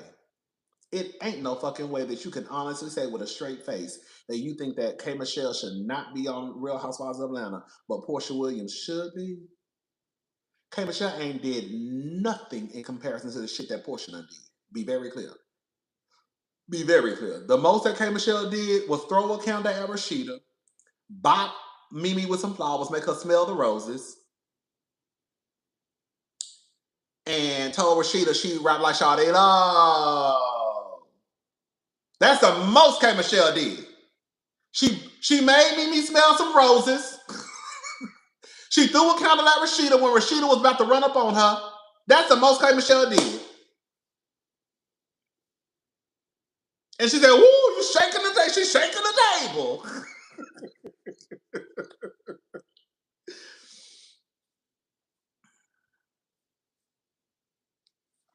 Do you believe Porsha and Shamea fought in Texas? Oh, I don't know. I heard they got into it towards the end of the season. I didn't hear they got into it in Texas though.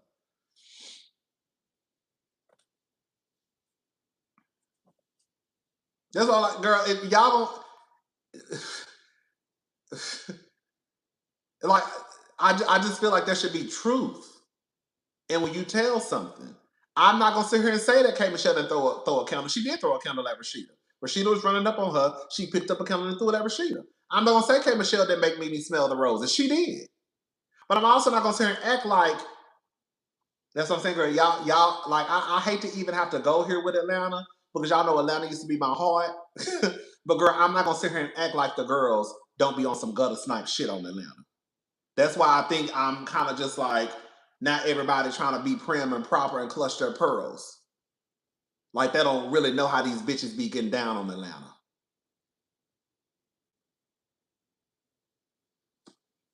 You can't clutch your pearls over questions. You can't. Not on this show. Not on this franchise. When they have went to the low of the low of the low of the low of the low of the low of the low. We have literally had false rape accusations on this motherfucking show. He was gonna take me to a sex dungeon and drug me. The fuck? And now y'all clutching y'all pearls over questions. You had Kenya show a bitch sucking dick down at her motherfucking salon, and now y'all clutching y'all pearls over questions. Rashida got bags, her husband's a girl, her career is okay. Rashida got bags, her husband's a girl, her career is over, all over the world. Shout out to K Michelle.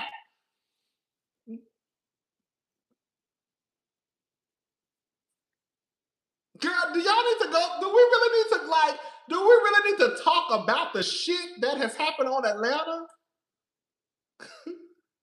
Like, do we really?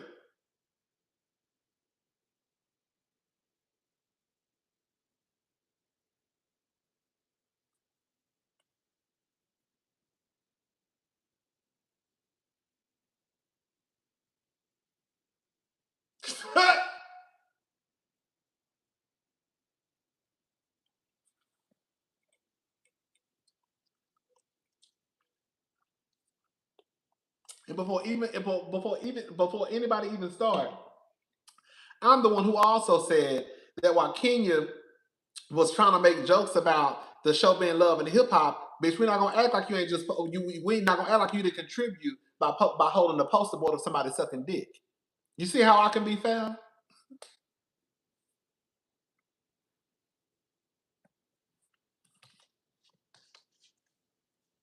It's literally like, you know what it is to me? It's literally like you see, it's like you watching, it's like you watching a show and all you see, girl, maybe this is not, okay, this is not, I'm not comparing, girl, I'll say this, it's almost like watching a show and all you see is violence, violence, violence, violence, and then you watch another show and then you see cursing and then you're like, oh my God, they're cursing. That's what the viewers are getting with Atlanta. You've seen fuck shit on this show. And now it's, oh my God. It's weird to me. Cause we're not this prim and proper crowd over here on Atlanta. We're not. We're not. So a bitch asking questions. What? Okay, girl. What's your question? Okay. So what else is going on? That's how that happens over here. Now, maybe on one of the other franchises where the girls really are probably a little bit more prim and proper, y'all acting like it's Mary Cosby's over here. I know Mary Cosby got her accusations, but I'm just saying y'all acting like this is a cast full of Mary Cosby's where they don't curse and all they drink is, champagne. That's how y'all be acting, not y'all. That's how people are acting like it's a cast full of like demure. Because these ladies are so demure. These ain't no demure ladies. Sorry. I'm sorry. We just gonna go ahead. Since we talking, we gonna talk. This just my opinion. It ain't the gospel. These ain't no demure ladies. These ain't the girls who just sit back and drink champagne and we don't curse. That's not this group. It's not. It's not.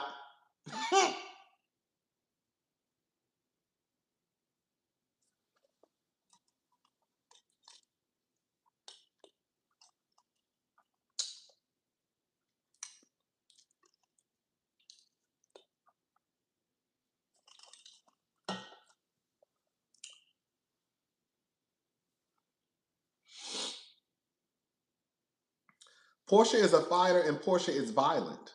Anybody who throws porcelain plates across a room, you've now entered the territory of being a violent person. That's just the reality. Porsha is funny to me. Porsha had me laughing my ass off when I was watching the last episode. Porsha is a funny girl. I've said that. Porsha makes me laugh. But Porsha is not only a fighter, but she's also a violent person. You threw plates across a motherfucking room, girl. Plates. Not plastic plates, bitch, porcelain, ceramic. Okay?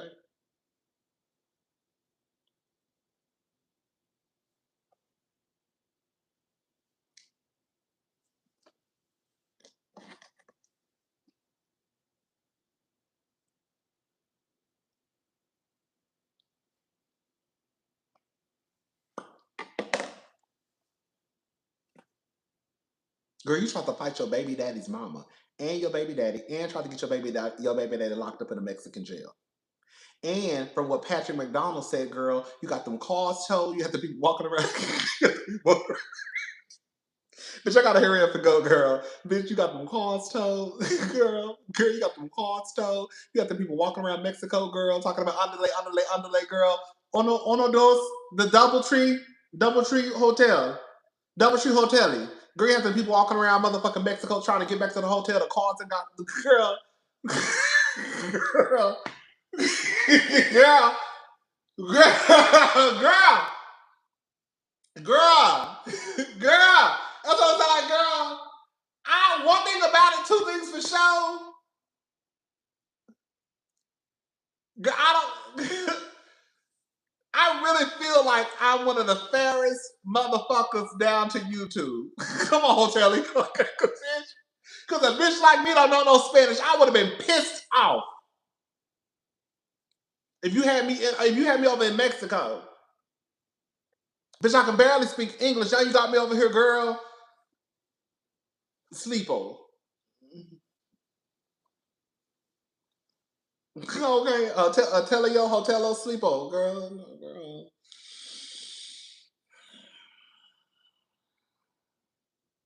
Girl. But yeah, child, it is what it is, child. I don't know. Yes, that's what I'm saying. Like it's weird because the way that even Cynthia's at Cynthia, you have been aggressive as fuck on this show. Hello.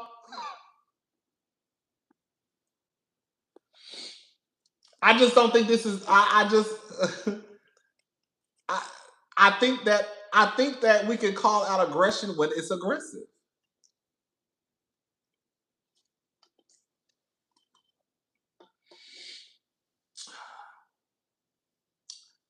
I knew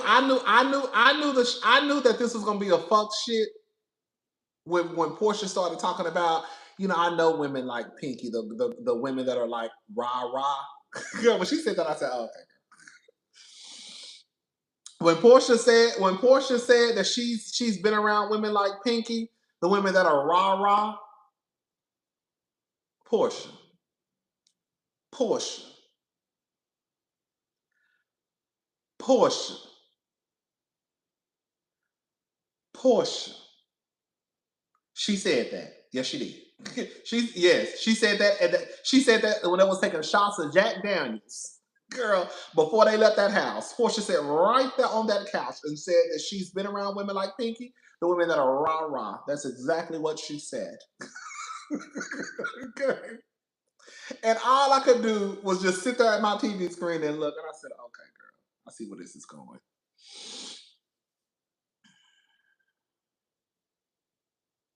I said, "Okay, I see where this is going." I said, "Okay, I see where this is going." Can't nobody, girl.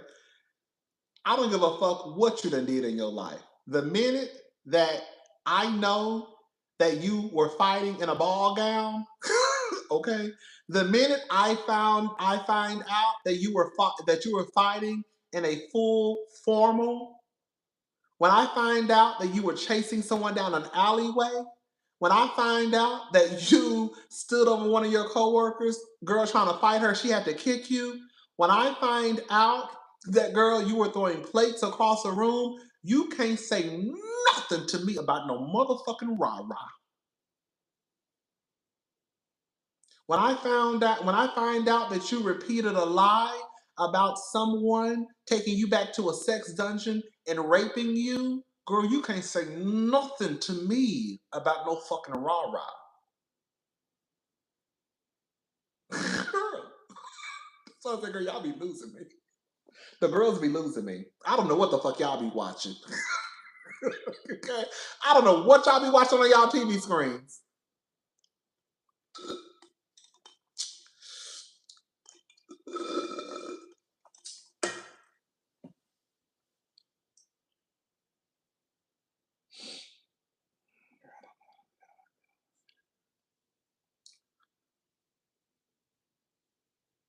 I know, girl. I know women like Pinky. The ones that are rah-rah. Girl, what? I said, girl, away. I said, okay, so okay, come on, let's rewrite history, girl. That's what we doing with Atlanta now. We rewriting history. We rewriting history. Porsha literally got her ass down to the Real Housewives of Atlanta and used Black Lives Matter as a motherfucking storyline. And we ain't heard Porsha say nothing about Black Lives Matter ever motherfucking since.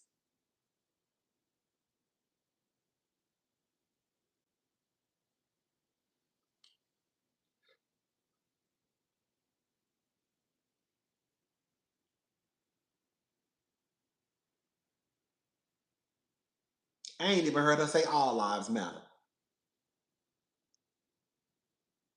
I ain't heard her say nothing about black niggas, girl, lives mattering.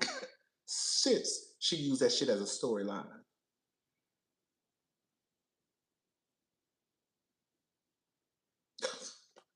And then the girls got down. Girl, no. Then the girls got down. Got down to on the internet dragging Kenya because Kenya was questioning her and her motives. I knew Porsha about wasn't shit when she didn't even attend her own grandfather's the celebration of the thing that happened for her grandfather in her spinoff show. Remember Simon had to show up for Porsha because Porsha didn't go. Remember on her spinoff show when they were having I think it was like a Hosea Williams celebration or a Founders Day or some shit. I can't remember. Girl, I don't know what it was. Remember that? And she didn't show up, and Simon showed up in replace of her. I knew right then and there Porsha wasn't shit. When I say you, like, girl, your grandfather is in the motherfucking history books. I have been reading about Hosea Williams and never even knew that that was his motherfucking granddaughter. Do you know how bomb it is for you to have that type of blood running through your veins? Porsha really could be a badass bitch. Porsha could be the girl who is, you know, philanthropy and I got my Hosea Williams Foundation and I'm a bad bitch.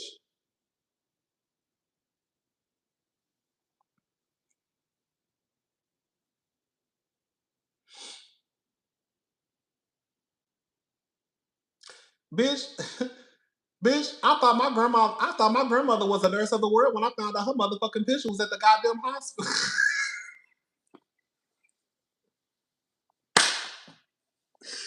Bitch, I thought my grandmama was baby the nurse of motherfucking Texas. When I found out my grandma got my I said, bitch, my grandmother got her motherfucking picture on the motherfucking wall at the hospital hall. Girl, yes, my nanny. Okay, my nanny picture on the motherfucking wall at the hospital. Okay, bitch, could you imagine my grandmother being in the motherfucking history books? Girl, y'all couldn't tell me shit.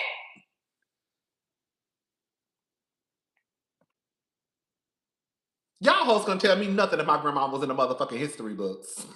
Nothing. Nothing. Bitch, if I act like that over my grandma, if I act like that over my grandmama with her picture on the wall at the hospital, like Heavenly told Simone, you know how I would act, bitch, if my grandmama was in the motherfucking history books? Y'all hoes gonna tell me shit. Bitch, my grandmama is motherfucking Maggie Mitchell, ho. I'm the grandson of Maggie Mitchell, bitch. She's in the history books. Her homegirl was Rosa Parks, ho. And she knew Martin.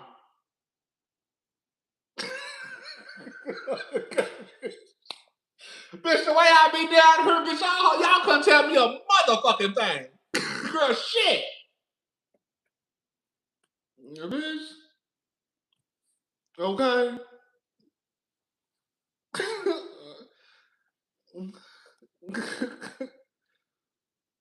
Okay. Porsha dropped the ball when it came to her grandfather. It's low-key disrespectful if we're gonna be honest.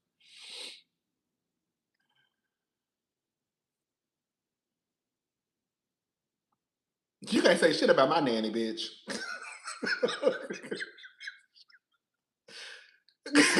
Come on, Nurse Maggie, okay? Right. Bitch. I'm spitting over, bitch, please. Girl, your grandfather is in the motherfucking history books, girl. Your grandfather is Hosea Williams, girl.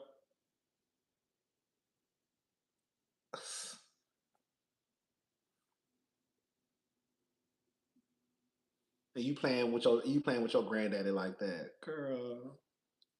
You're not playing with my grandmama. She was in the history, but like I said, you're not playing with my grandmama now, baby. She ain't. Oh, she got us picture on the wall at the hospital, girl. I didn't even know that. I forgot who it was who told me. I think it was my mama. She's like, nanny picture on the wall at the hospital. I was like, and I was talking about. I said, girl, your picture on the wall. Girl, she was in the hospital bed and I was on the phone. I was like, nanny. I was like, girl, your picture on the wall. She was like, yeah, it's on the wall. Me and my sister was talking about that the other day. Girl, my sister was saying how my nanny knew. My nanny said she. My nanny said she ran that hospital. That's what she said. My sister said my grandmother said she ran that hospital. Girl, did you, girl? But that's what my grandmother said. She said my grandmother said that she ran that hospital, baby. Man, that's what she said. That's how I know that's right. My sister just told me that nanny said that. Was that yesterday? Or the day before yesterday? I can't remember. But it was either yesterday or the day before yesterday. My sister was like, yeah, nanny said, nanny used to always tell me she ran that hospital. I said, did she? Yeah. My grandmother was a mess, girl. She was a mess, honey. Okay, but she said she ran the hospital. Girl, now she running. Now she the motherfucking. What is the person called when you over the hospital? What are they called? The person in charge of everybody. What are they called? Remember, I forgot it was on Grey's Anatomy. Remember, or the head doctor. I can't remember, girl. My grandmother was a nurse, but she said she ran the chief. Yes, now she the chief. Okay, yeah. That's the chief. Girl, now you the chief. Girl, so now you the chief, girl. Girl, now you the chief, girl. Girl, so now you the chief. You done went from the nurse to running the whole motherfucking hospital. I said, I know that's right. That's what my grandmother said, honey, and I believe her. If that's what my nanny said, then that's what the fuck happened. It ain't nobody gonna challenge it. If my nanny said she ran the motherfucking hospital, then she ran the motherfucking hospital, and ain't nobody gonna challenge it. Okay? Shit. Mm-hmm. At one point, she became a traveling RN. We used to go out of town with her sometimes. My grandmother used to make good money too. She did. She used to make a killing. At one point, my grandmother was a traveling RN, and she would like go out of town. She would travel around, and we would ride with her sometimes. I still remember. Yeah, she was a traveling nurse. At one point, she started working at the hospital. Yes, I still remember. Mm-hmm. Yes, my grandmother used to make bank. mm-hmm. Mm-hmm. Child, yeah. So we would go with her sometimes. I remember seeing some of her patients. Yeah. Yeah, child. That was my grandmother, honey. Yeah, she was a mess, child. She was a cuss your ass out too. I told you that they used to call my grandmother Maggie D with the bam. Cause my grandmother did not play. I'm dead ass serious. My grandmother was like, my grandmother was like, for real, for real. I used to always say I was the one in the family that had the most sense. My grandmother was, baby, she did not play that. She did not play. I told you once she had a boyfriend. This was probably like I remember one time I was talking to her. I was like, what? I was like, what's going on with so and so? And my grandmother's birthday is March the 13th. March the 13th. That was her birthday. She said she had to break up with her boyfriend because he was playing.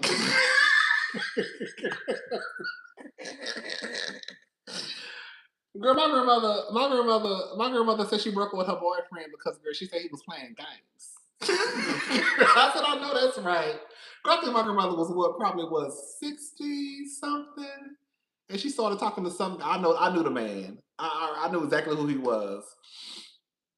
And she said she broke up with him because he was playing games. I said, I know that's right. That's what my grandmother told me. She said she broke up with him. She said he was playing games. And she said, no. And she said she ain't talked to him. And I think one time I talked to her again, like he ended up eventually, like not eventually, but he ended up passing away. Girl, they never stop playing games no matter how old you are. Okay, girl. My grandmother was in her 60s, girl. Dealing with a nigga who was still playing games. Okay? Still playing games. Girl, she said she had to break up with him because he was playing games. I said, I know that's right. That's what she said, honey. Anyway, I need to get up out of here because I need to go to the gym. I'm about to throw these sweatpants on. Girl, this drink is starting to kick in. I'm gonna do 5 to 10 minutes on the stairmaster. If not, I'm gonna just go get back. I'm just gonna go back to the treadmill, girl, and do my incline, and we're gonna do what it do. Anyways, I gotta get up out of here. I will talk to y'all tomorrow. Depending on what happens, I might go live. I gotta go pick my nieces up from school. Um, so yeah, I might go live tomorrow if it's something to talk about. All right, come on, somebody. Okay, I'm good.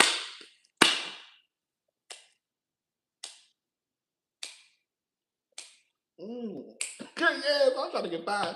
All right, y'all. Y'all have a good night. Bye, y'all.